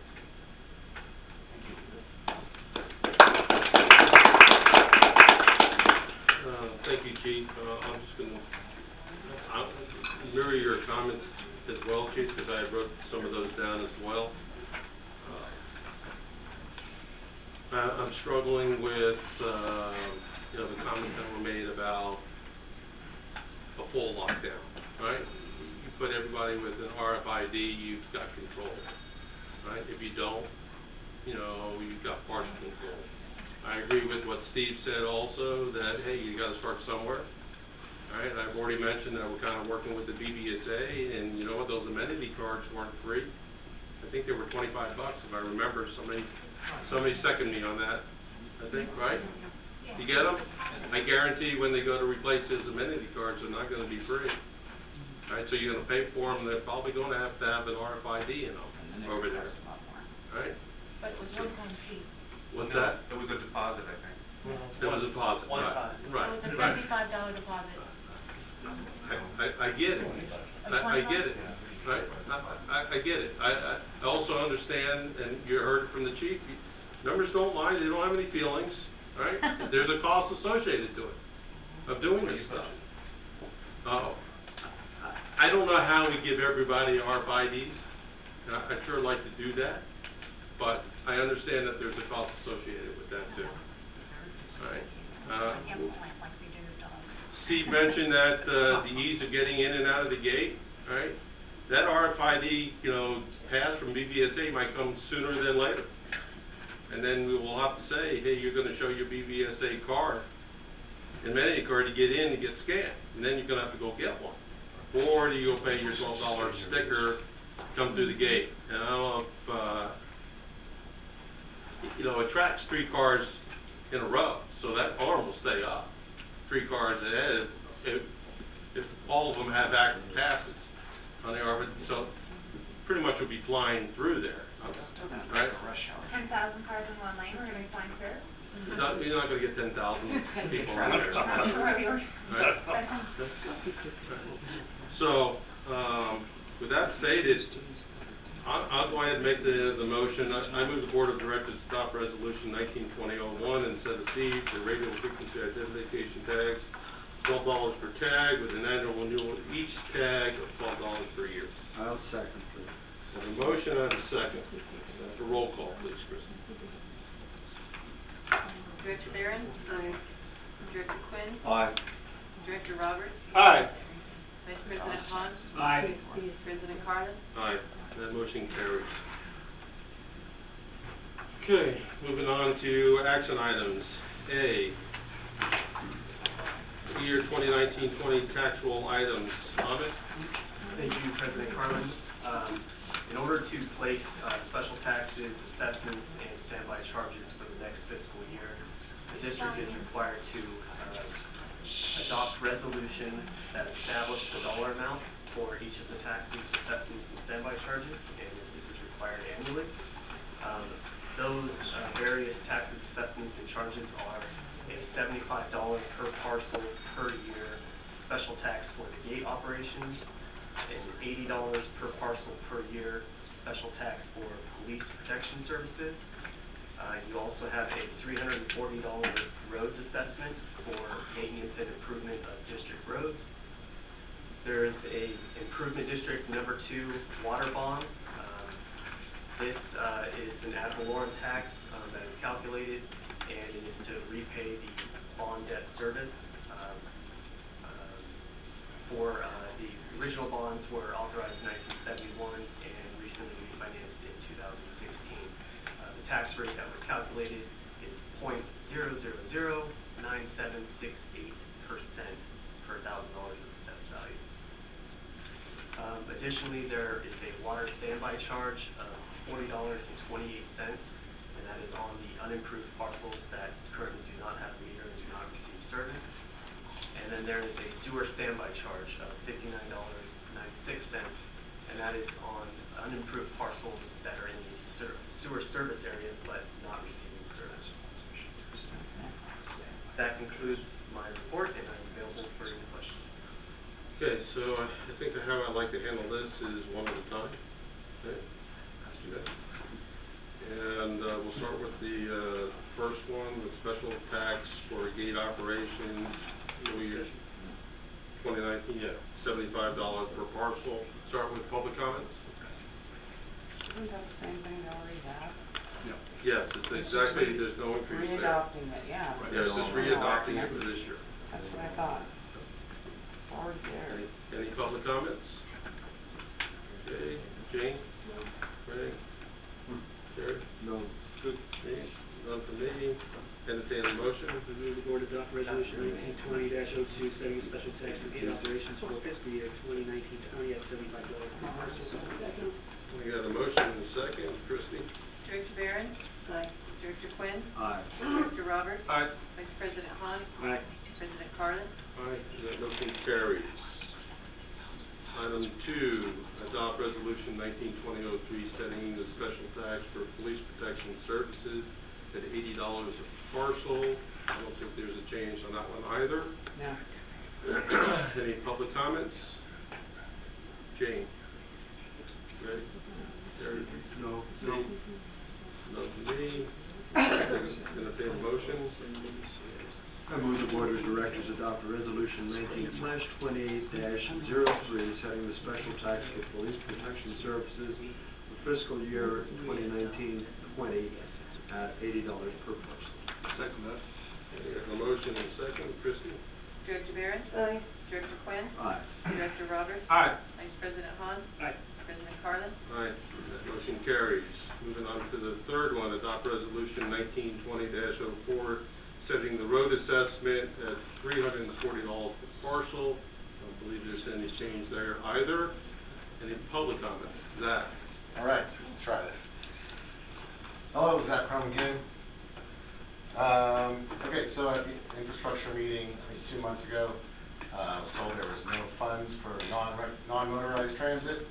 So my recommendation would be add $1 to that, so we can start having funds for non-motorized transit. Thank you. Shot in the dark. Okay. Any other public comments? Hey, Jane? No comment. I don't think we can do that without going to a Prop 218 vote. Okay. But I like the idea. That'll eat up your dollar right Bang there. my head here. So better make it through, right? Terry? No comment. Steve? No comment. I'll entertain a motion. Adopt resolution 1920-04, setting the road assessment for fiscal year 2019-2020 at $340 per parcel. Second. We have a motion, we have a second. Christie? Director Barron? Aye. Director Quinn? Aye. Director Roberts? Aye. Vice President Hahn? Aye. President Carlin? Aye, and that motion carries. Moving on to number 4, adopt resolution 1920-05, setting the tax rate for improvement district number 2 bonds at 0.0009768% per thousand of assessed value of property. Public comments. Jane? Terry? No comment. Entertain a motion there. I'll give that one to Greg. Oh, I want to read that long number too. I move the board adopt resolution 19/20-05, setting their tax rate for improvement district number 2 bonds for fiscal year 2019-20 at 0.0097680%. What's the zero at the end for? Per $1,000 of assessed value of property. Thank you for that, 1, 2, 3, 10. I'll second that one. Okay. We have a motion and a second. Christie? Director Barron? Aye. Director Quinn? Aye. Director Roberts? Aye. Vice President Hahn? Aye. President Carlin? Aye, and that motion carries. Moving on to number 5, Board of Directors adopt resolution 1920-06, setting water standby charges for fiscal year 2019-20 at $40.28. Public comments. Okay, Jane? No. Greg? Terry? No. Steve? Enough for me. I move the Board of Directors adopt resolution 1920-06, setting water standby charges for fiscal year 2019-20 at $40.28. Second. I have a motion and a second. Christie? Director Barron? Aye. Director Quinn? Aye. Director Roberts? Aye. Vice President Hahn? Aye. President Carlin? Aye, that motion carries. Moving on to adopting resolution 1920-07, setting the sewer standby charge for fiscal year 1920 at $59.96. Public comment. Okay, Jane? No. Barry? No. Steve? None from me. Move the Board of Directors adopt resolution 1920-07, setting the sewer standby charge for fiscal year 2019-20 at $59.96. Second. Have a motion and a second. Christie? Director Barron? Aye. Director Quinn? Aye. Director Roberts? Aye. Vice President Hahn? Aye. President Carlin? Aye, and that motion carries. Okay, moving on to B, accept report of delinquent accounts and schedule public hearings to place delinquencies on tax roll for collection. Comment? Thank you. The report of delinquent accounts was derived by staff from looking at all the delinquent utility accounts that had balances over 90 days old. We then analyzed those and removed any amounts that were previously placed on the roll in prior years, as well as assessed the collectability of those delinquent utility accounts. So with these accounts, the staff has deemed them to be uncollectible. So the next avenue that we can pursue is to place these delinquent accounts on the county tax roll so that they can be paid with the taxes in the next tax year. In order to do that, the process is as follows. The board would accept the report tonight and schedule a public hearing for the next board meeting. Staff would publish a notice and send out the notice to the delinquent account owners. We would hold the public hearing at the August 8th board meeting, and then determine the final list of charges, because there could be payments made all the way up to that point. From there, if we have acceptance of the board of the final report, we would then file this report with the county auditor controller, and then it would be placed as a lien against the property on the tax roll for the next year. That concludes my report. Actually, to point out that the list includes 18 parcels that total $5,960.88. And available for any questions. Okay, public comments? How much is from previous years? Because I heard you say that this is just this year's, you ignored previous years. Are they already liens or? They were already, yeah. So, for example, last year, it was similar amount, about $5,600 was from last year's delinquent amount that were placed in the roll, and we have received payment of a lot of those. There's some that are still on the tax roll from the prior year, so we'll continue to hope to receive those. Thank you. Good question. Any other questions? Jane? I have none. Right. Barry? Nope. I don't either. I move the Board of Directors to set the report of delinquent accounts and schedule a public hearing for August 8, 2019 to place delinquencies on the tax roll for collection. Second. A motion and a second. Roll call, please. Director Barron? Aye. Director Quinn? Aye. Director Roberts? Aye. Vice President Hahn? Aye. President Carlin? Aye, and that motion carries. C, approve as to form personal policy, section 5 through 7. Bill? President, members of the board, as you know, on a regular basis now, we are trying to address sections of our employee handbook. Beginning at section 1 and moving forward, the process includes and involves bringing it to department heads, bringing it to employees so that they have an opportunity to give us feedback, then bringing it to the administration committee and finally to the board. So in particular, this set of policy sections 5 through 7 deal with probation, a drug-free workplace, and a workplace safety. And so it was recommended by the administration committee that the board approve of these. Again, the process we've embarked on will have the board seeing all of these, having the opportunity to get feedback, essentially accepting them and approved to form. At the end of all of this process, we'll wrap it all up in a nice package. along the way, you'll be seeing some that we need to actually get implemented now. We'll talk a little bit about drug-free as an example, workplace. But, so the recommendation is for the board to approve these as to form. Okay. Public comments, sir? Jane? I don't really, the administration committee did review this and, as stated here, we did approve. Good, thank you. Good, good. Terry? Comments? Steve? Have any other, who the board of directors are? So just a comment to say this is an example of what Steve was talking about, that clearly these kinds of things needed to be done, haven't been done in the past, but are being done, and very proactively by staff, sometimes behind the scenes, and this is the only time we get to see the results. So there are many, many good changes happening in this valley. Thank you. I'll make the motion to move the board of directors approve as to form the personnel policy provision, sections 5 through 7. Second. A motion and a second. Kristen? Director Barron? Aye. Director Quinn? Aye. Director Roberts? Aye. Vice President Hahn? Aye. President Carlin? Aye, and that motion carries.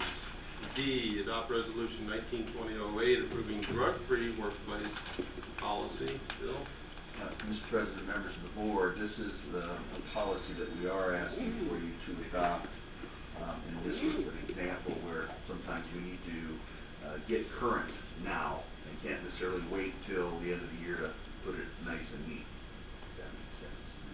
So, would again recommend adoption of the resolution. Okay. See, public comments? Okay, Jane? No, I already commented. Okay, Greg? Terry? Nothing for Steve? No. All right, I move the board of directors adopt resolution 1920-08 approving drug-free workplace policy. Second. A motion and a second. Christine? Director Barron? Aye. Director Quinn? Aye. Director Roberts? Aye. Vice President Hahn? Aye. President Carlin? Aye, and the motion carries. Moving on to E, adopt resolution 1920-10, setting the days and times of regular board meetings. Bill? Mr. President, members of the board, back in December, the board voted to have regular meetings once per month as opposed to 2 per month as had been the practice. And we've been doing that now for 7 months. And we believe that the workflow and the workload is being handled appropriately.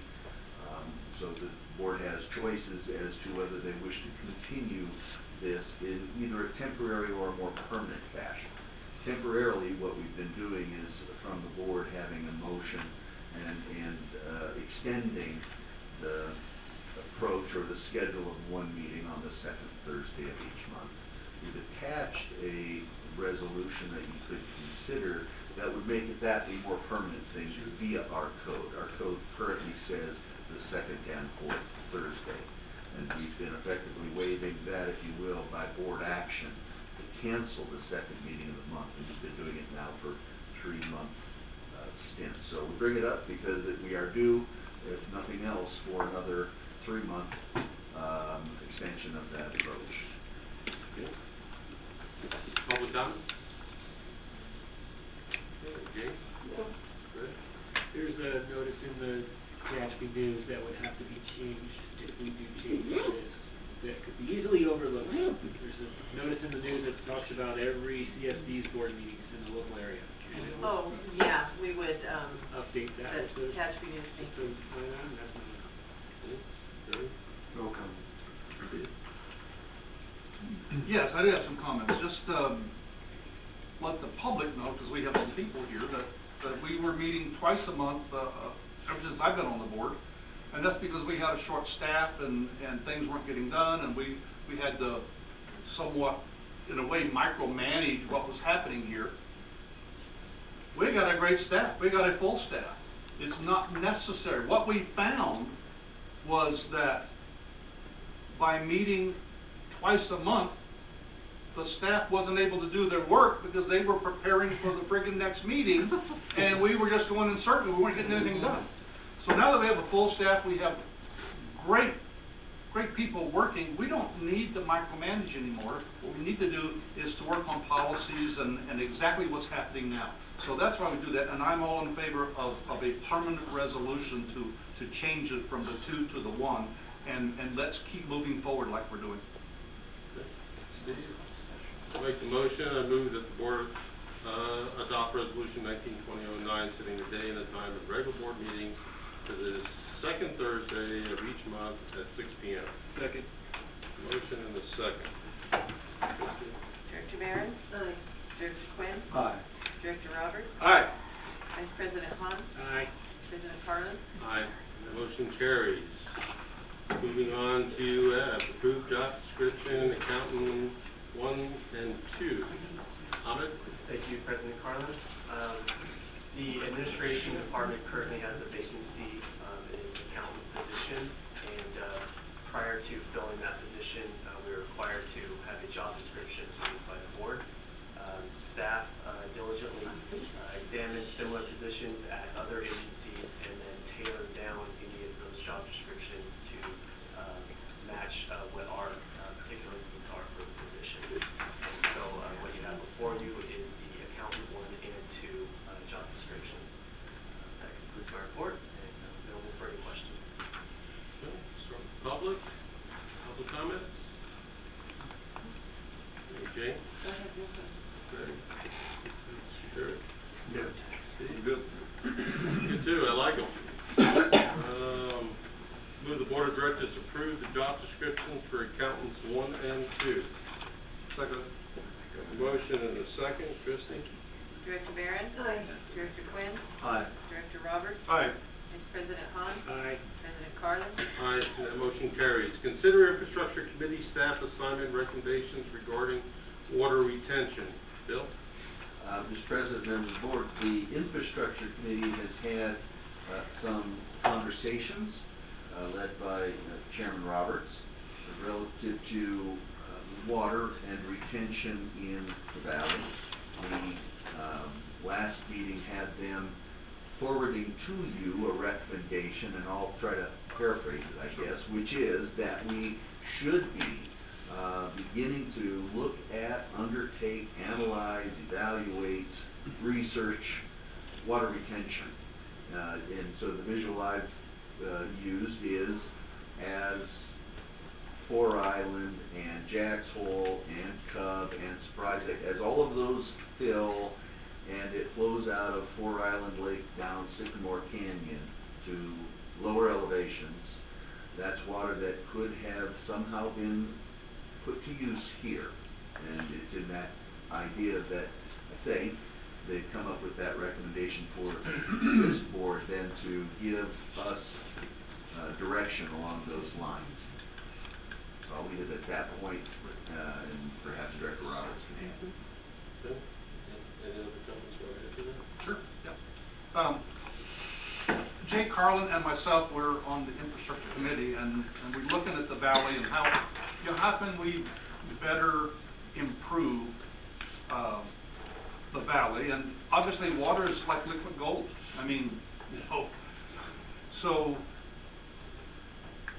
we don't have the answers, but we know that it's important to have a stockpile of water. I mean, without water, there's no life.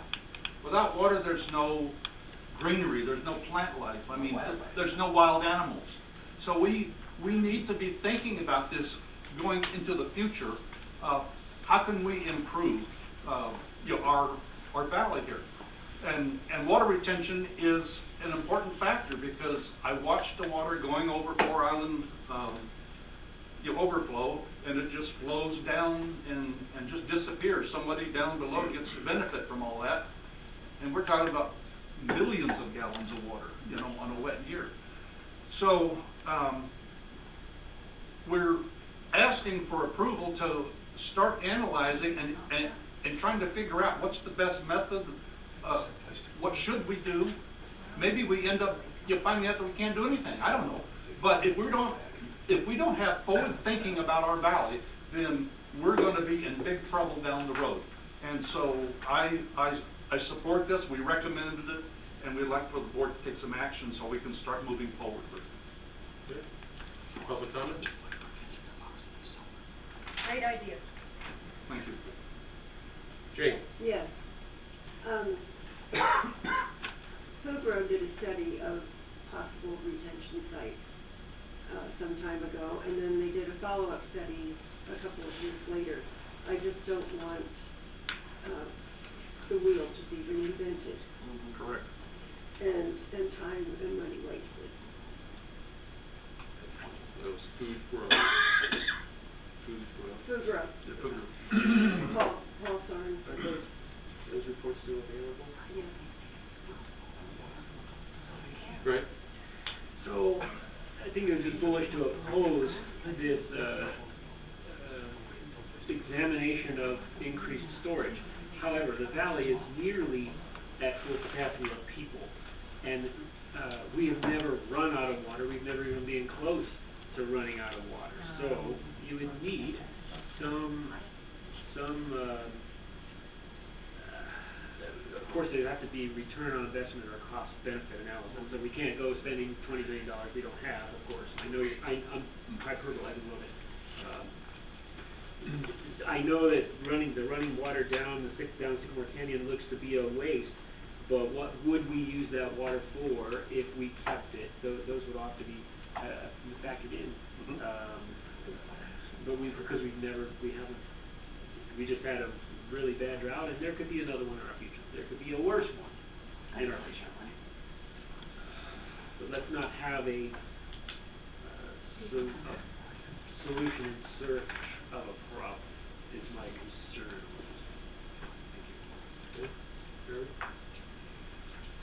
The uses to which non-potable water can be put in the valley are kind of limited for the benefit, I think, of DVSA and the amenities.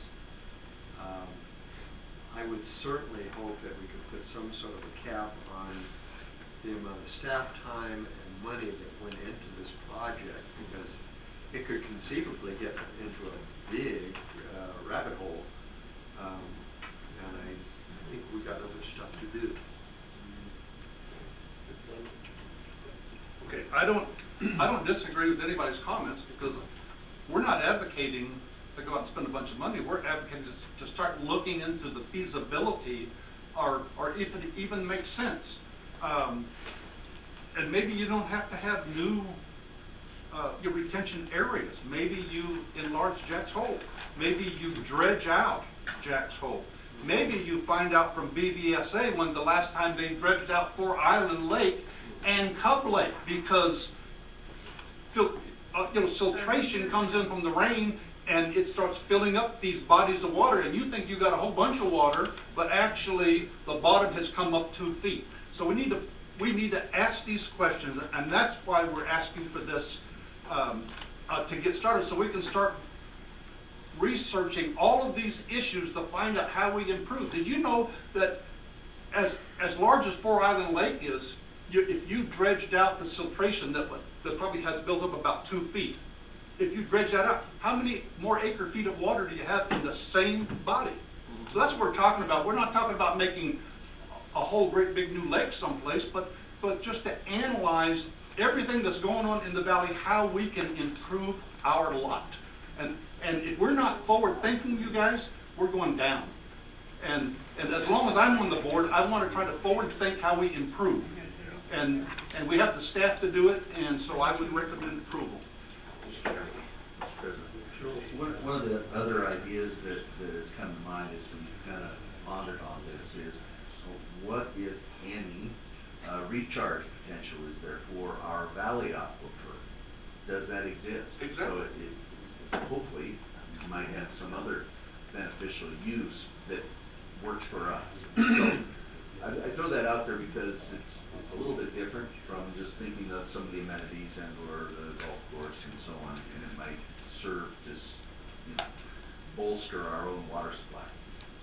Any idea on how much time I really don't, and I think maybe part of what I would ask of you is to give us some direction to put that thought together and bring it back to you. I think this is a good step. If the board is supportive of the concept, then we can begin to start spending some time on it and come back with an idea of, or some ideas of what it might take. So you'll have to get together and have that kind of conversation. I would definitely like to see some type of agenda of forward thinking of where you're going on time frame and dollar spent, and try to narrow it down. I'm with Terry here. You know, we have X amount of dollars. You know, we have a tremendous amount of things. Water is, as Steve put it, you know, a high priority here. I think the aquifer is a great idea. If we could do something like that here as well. So I'll go ahead and make the move the board of directors, direct staff to explore ways to increase water retention in Bear Valley Springs. Have a motion and a second. Christie? Director Barron? Aye. Director Quinn? Aye. Director Roberts? Aye. Vice President Hahn? Aye. President Carlin? Aye. That motion carries. Moving on to H, accept quarterly investment report as of May 31st, 2019. Ahmed. Thank you, President Carlin. The investment report for May 31st, 2019 includes balances for the district investment account as well as the operating account. For the investment account, the balance is $8,262,266, and for the operating account, the balance was $176,967. That's a total of $8,439,233, and that is a reduction of $243,000 from the end of April, and that is just a result of normal operations. The next page of the report further breaks down the various balances for the different investment accounts and operating accounts by the district's various funds. That concludes my report, and I'm available for any questions. Could you let the public know what our budget is this year? What our budget is? Yeah. Overall? Yeah, what our dollar spend is. $12 million is the total overall budget. The reason why I'm saying that, just because we have $8 million in the bank doesn't mean we're wealthy. So I'll seek public comments. Can I get some detail on the Parks and Recreation Fund?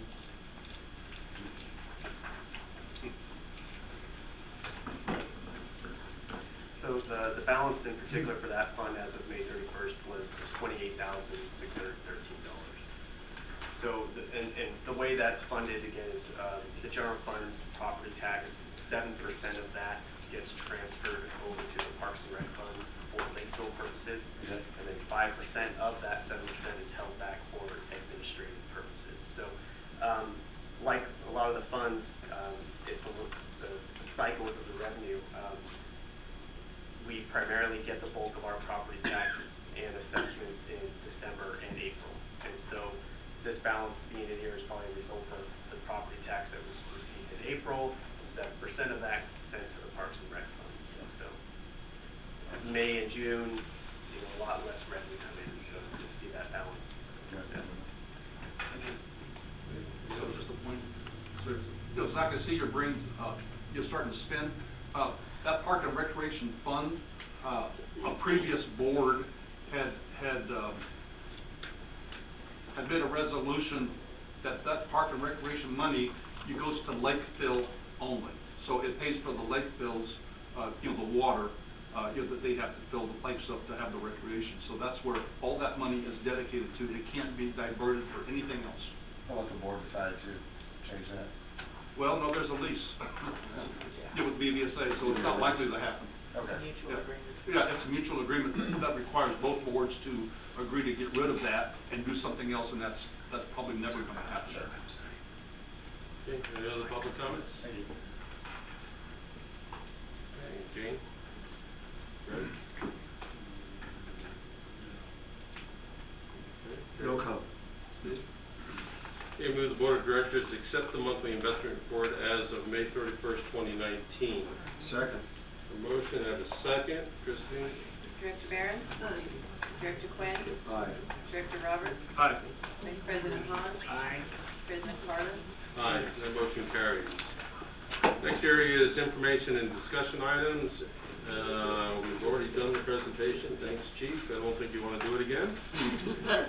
Moving on to B, SDRMA Board of Directors Election Ballot. Chris. Mr. President, members of the board, we have been members of the SDRMA, and as such, we are entitled to vote on board of director positions that are up for election. Currently, there are 3 seats on a 7-member board for the board of directors for that agency, that organization. We've received the ballot. I'm looking for the board to make decisions or do a selection. If we're going to submit our ballot, which is due by the 21st of August, I'm looking for that direction, however you want us to handle it. If you don't want us to do anything with the ballot, fine. If you want some different decision-making, but I put it at your level, I guess, hoping that you all would take a look at those materials, and based on your knowledge of Bear Valley CSD and our needs and so on, maybe even the organization itself and some of those individuals, that you come to some consensus decision about who to vote for as a member of that agency.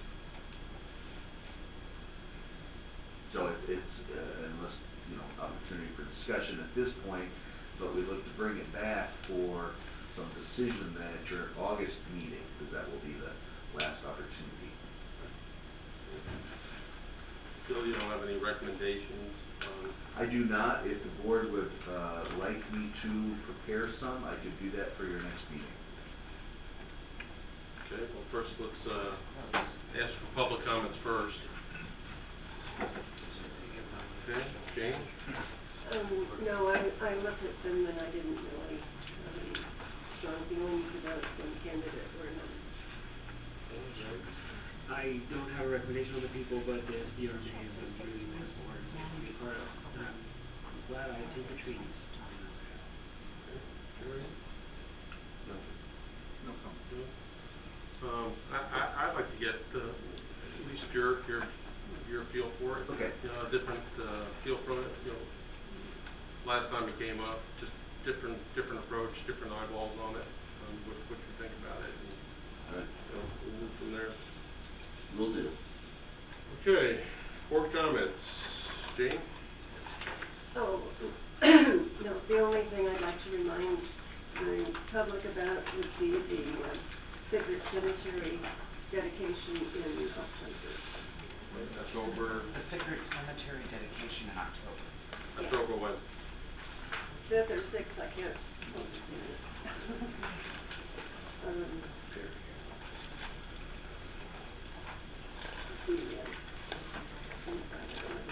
It's the Saturday the 5th. Saturday the 5th. Okay. Thank you, Jane. Greg? Good. Terry? I have nothing. Steve? I always have something. But I'll make it brief. This is to the public. Thank you for coming out tonight. This is exactly what we need and what we want, and I appreciate each and every one of you coming out, giving your comments, admitting that you don't know what's going on and that you want to know. We've all tried to get information out. We have a new public, what's the word now? Communication. Right, communication director, I'm sorry. And we're trying to improve all of this just for you so you can become more informed, but the best way to be informed is exactly what you're doing tonight. Thank you so much. Thank you, Steve. And I am going to waive comments today. Move on to staff reports. Amit, start with you. Thank you. The reports you have received are the monthly financial activity reports for the period 10 or the month of April 2019. This details the various activities for the different funds in the district. I do not have anything significant to point out, but I'm available for any questions. Okay, we'll start with the public. So we're paying the BART because nothing. Am I right? Get that right. We're paying the bark beetles zero, nothing anymore. Bark beetles. Jane? I have no comment. Grace? Terry? No. Steve? No. I don't either. Home free this month, August. Public Works, Dave?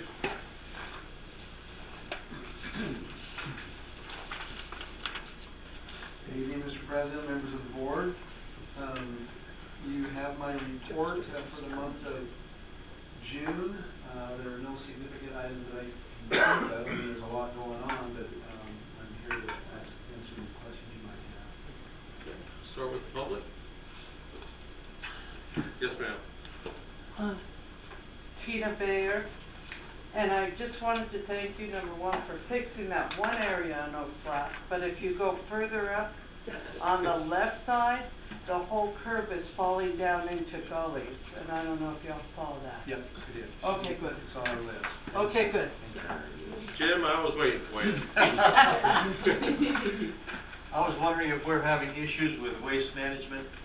The green waste is piling into the, as you know, it's overflowing, and the manure is just about as bad.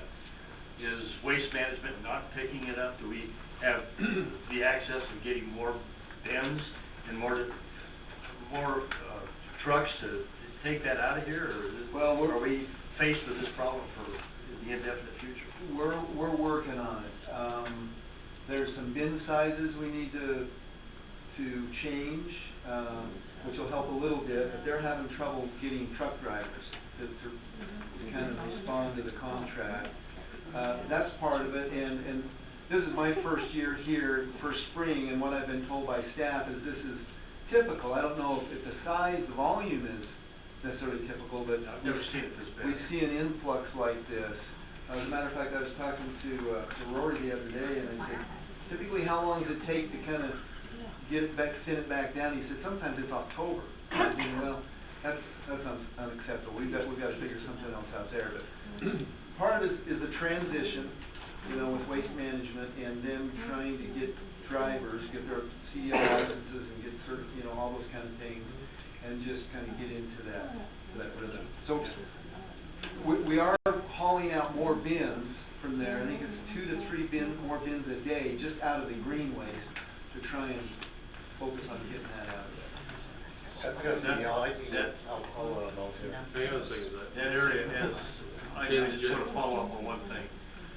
That amount of green waste, somebody just lobbed a road flare into there. We've got a bad situation. And that's why it needs to be reduced as quickly as possible. Well, I will say one of the other things I'm looking into is getting with Kern County and seeing if they've got a grinder, seeing if we can get that grinder in here and just that. If we could have it for a couple of weeks, that'd be That would be helpful, yeah. We're trying to get that. It just depends on where they've got, because it travels around and what the availability is. Thank you. Neil? I don't know, but I believe, I've seen in other countries at least, there are machines or big tanks that you can dump that green waste and horse poop and the rest, and it will ferment, it will make electricity. I'm not blown or anything, because God knows we got nothing like that. But you could probably generate enough electricity to run this building. Why don't we have that? Why are we throwing it away? Those are, at least the horse poop, is a resource in third world countries. They burn it, they cook with it, they build houses out of it, and we're throwing it away. And we're in a nearly unique situation in that we've got more or less 1,000 horses. And people are hauling this stuff, our labor, our capital, as it were, hauling it over there. Can't you do something useful with it rather than throwing it away? I don't know for a fact, but there must be. I've seen it happen in other countries. Great comment, Dave. Must be Maybe there. take a look at that. All that green waste, especially if you chip it, and all of the horse poop, you throw it in a machine, you ferment it, you can create methane, which creates electricity. Why do you pay to have it hauled off if we can actually use it? Great idea. Great idea. But we can hope we can hope with the new gate thing that we're gonna have a lot less of that coming in from outside too. Because we have had it caught. Rob caught somebody just the other day. He caught an outside contractor with full of green waste, manure, and furniture trying to dump. And he was called every nasty name in the book by the guy when he was turned away. So. Okay, any other public comments? If someone's turned away by that, like that, how do we know that they are going back out through the gate? Or are they taking it up to some remote circle and dumping it there? Well, that's where residents have to follow the jerks. I've done it. I've done it. I followed people and made sure they didn't. Okay, Jane? Jay, I have a question, sorry. Yes, Okay. What is the daily cost to weed whack the roadside shoulders, roughly, like? The daily cost of Staff time? I'd have to look into it. Okay. I'm all for it, get rid of that mustard weed, but I'm just curious, you know, how long is it gonna take to get it all done, and what's it costing? We're behind from the storms. Yeah. Right. Any other comments? Thank you. Yes, ma'am. Is there a chance of revisiting? Who are you? Oh, sorry, Christy McLean. Christie. Is there a chance of revisiting locking mailboxes in the community? Ooh. There's a lot of people complaining about their mail being stolen. They voted it down. I know, and I'm thinking maybe we could try They to. had unreasonable resolutions for it at the time though. We tried twice, you know, and that one, it's not on the immediate future. It's just so antiquated. Yeah. I moved here from Sacramento, and I'm like, what? I have to drive a half mile down the road, and I just don't feel secure putting a pack or something important in there. I drive down to the gate to drop my mail in there. I get it. You tried it twice. I guess we're. If I could just mention, our general manager asked me to kind of look into something as a alternative, and they do make an insert that goes into a mailbox that you rivet in, and it's $71 a piece. And for less than that, you can buy a locking box that looks just like the boxes we have right now. When I was in Tahunga, I bought one for $58 off Amazon, and it had a locking, it had a special section for your books of checks to be put in, so they went to the locking area. I'd love it if the CSD could get it where voluntarily you could come down and pay for a locking box, and the CSD would install it on their stand. What, you mean like RFID? Charge you for it. No, you can pay one-time fee to get it done. Hold on. Okay. For those who want it. We explored that, and with I the know, locking people didn't want boxes, it. we explored with them actually coming down and purchasing their own boxes and putting them in there, and now I have 3 that look the same and 2 that don't. And can the mail guy get in it, or they can't get into it? No, right? So, I understand your concern, right? Maybe some of this RFID stuff will take care of a lot of this stuff. Police department's been on top of all the mailbox stuff. And it's some of the people from the outside. Right? So. All right. Any other comments? Good. Jane, I think you said no? No, I didn't. Oh, you did? Okay. I noticed that you're doing pothole repairs, and I haven't seen crack sealing yet, but I'm assuming that's going along at the same time. Well, it happened, and then we moved on. It was up on Jacaranda. Yeah. Oh. So my question is, how do you decide your priorities for pothole repairs and crack sealing? Squeaky wheel? That is a great question. Let me see if I can give you a short answer. I mean, do you have a list?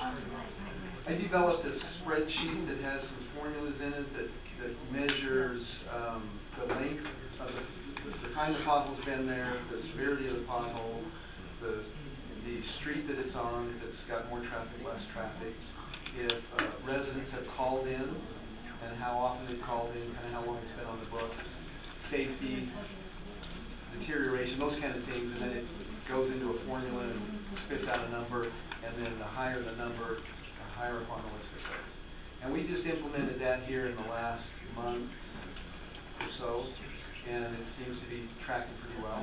So that's kind of to answer that question. Okay, well, I'd like to, put in a call about Skyline. They've been up there, right? mean, Yeah, I you know, there's more up there, right? they did part of one side of the street and not the other side. Gotta fill out the form.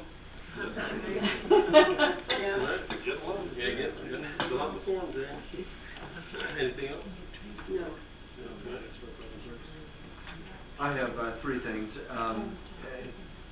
On top of the green waste volume that we are accumulating out there, we also are protecting some boulders, which restricts access to dumping more of this wonderful green waste in there. So the future of the boulders is probably removal at some point. Is that gonna be blasted, is it gonna be, Jackhammered? jackhammered? If we can. And that's exactly, well, that's one of the reasons why it's kind of cordoned off right now, is we're starting to work to do that. Okay. We don't know how far down they go. Well, and then we get them low enough to cover it with pavement, right? Yeah, and there's another area between the household waste and the wall on that slope. We've got a bunch of boulders that we need to work on, because as we redesign the footprint, we're gonna have to come into that area, so we're gonna have to investigate. Find a use for that area. Right? Yeah. You mentioned a grinder from the county. Get the grinder and don't give it back to us. We're finished with it. That could go long. Well, they don't have RFID to come get it. Yeah. And to Neil Hicks' comment, biogeneration facility is a big investment with a lot of environmental restrictions and things like that. So the reason is money. We don't have it. Money. Our money or their money? Our money. It's always going to be our money first. You know, if we don't have it, it's probably because of money. Thank you. Okay, with the most recent earthquakes that we've had, have you noticed any infrastructure damage or movement or anything? No, and we had staff out immediately after that, checking the whole system. Okay. I do have two comments. One, you and I actually had a conversation early on. There was a comment in social media about the paving at the gate, or I should say temporary patching at the gate, and I just wanted to share that that's all it is, was temporary patching. When we actually looked at the road project itself, it was going to cost somewhere in north of $25,000 just to do that little section. We elected not to do that section because we knew we were going to go rip it up anyway as soon as we pulled the gatehouse down and did the underground work. What they did out there, granted, it's not the best, but you know what? It's a temporary fix for the next few months. It's a few $100s versus 20 grand, and I know I support that as well. The second one was social media comment about a water leak somewhere. I didn't recall where it was. They said it was going on for about a month. Martingale. Is that what it is? So why are we letting that type of stuff go when water is precious, to our community? I'll just leave it at that. That's a question for you. Well, and it's a good question. What we have is we prioritize those leaks, and this one is not as bad as others that we are working on getting fixed, and we're working our way to. It's kind of the same sort of rating in a way that we do with the roads and what we repair first. There's just so few staff, so little staff time, we really have to prioritize what we get to and what we get to. I knew you were going to answer it that way. Oh. So, no, and I'm going to go back to the comments I made earlier about this is a 50-year-old community with infrastructure failing. And they're failing all over the place, and we are, Steve alluded to, we're fully staffed. Yeah. For the first time. But and we still can't get full. Are we still pulling guys off the water to fix the roads and off the roads to work on water? I don't know. Well, if we need to, we do, but now that we are fully staffed, we're seeing road staff really able to focus on road issues. Obviously, we're gonna help each other out. If it comes to snow and ice, big water breaks, we're gonna keep doing that. But yeah, we're able to get a lot more traction out of the full staff. Thank you, Dave. You could have a follow-up. Sure. Good, if you're finished. Okay. Just follow up on, what's the status on the civil, bidding for the gate structure? We got no bidders the first time out, and we just went through the time that just elapsed. So, I'm actually gonna be visiting with, one of our consultants, Todd, to kind of figure out what our next steps are. There's some things that we can do to move that forward without kind of just floundering here.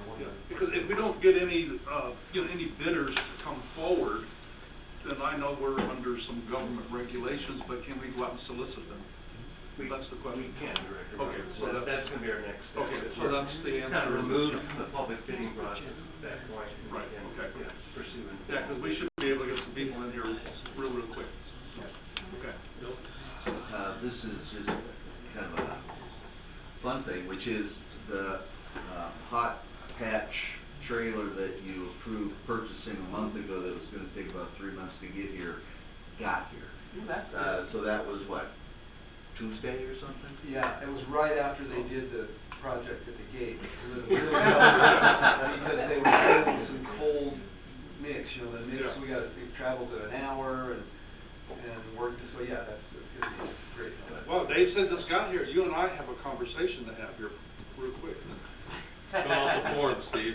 I already have. And he's not gonna do driveways. Yeah. No. Okay, thank you, Dave. Thank you. Public safety report. Chief? Mr. President, members of the board, this is your June public safety staff report. Staffing for the police department, we're still down one officer position. We have interviews scheduled for next Thursday, 3 applicants for the full-time position, and we actually have a few reserve applicants that want to interview as well. There's no significant crime information to report. Would like to report that we had a successful public informational meeting on emergency preparedness last month. I don't know if several of you were there. Wednesday, June 26th. Speakers included, we had a real good show up by the Kern County Fire Department. They gave some presentations. I spoke on CSD's responsibilities in a disaster.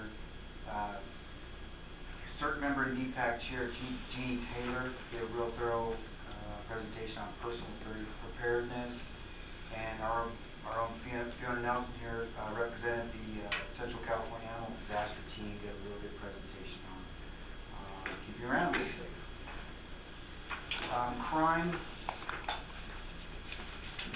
Crime activities, officer activity and crime statistics really remain pretty static over the last month and continue throughout the year. We had, speaking of mail thefts, we had 2 reported mail thefts last month. And I realize that's an underreported crime, but we still only had 2 reported.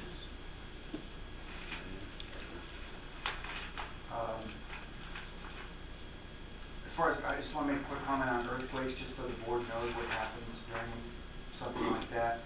Right after the earthquake, I was advised by the sergeant who was minutes ago advised by the minutes prior, advised by the on-duty officer.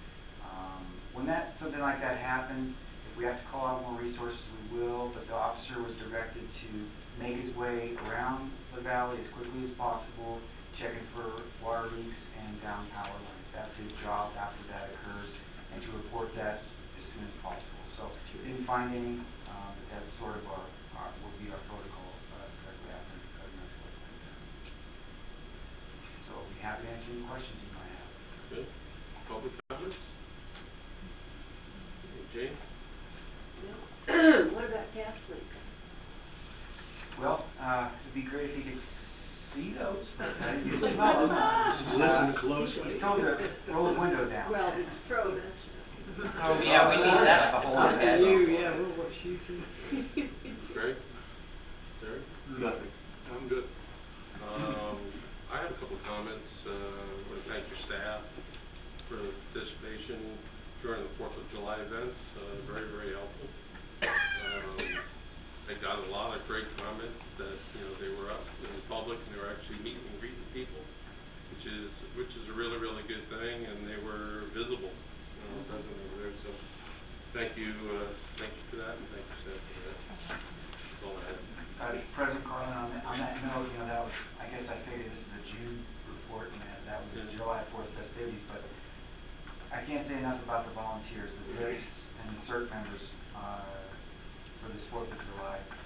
I heard from numerous people in the crowd that it was the biggest one that they can remember, and there's people been here several years. A lot of people there. There was a lot of people.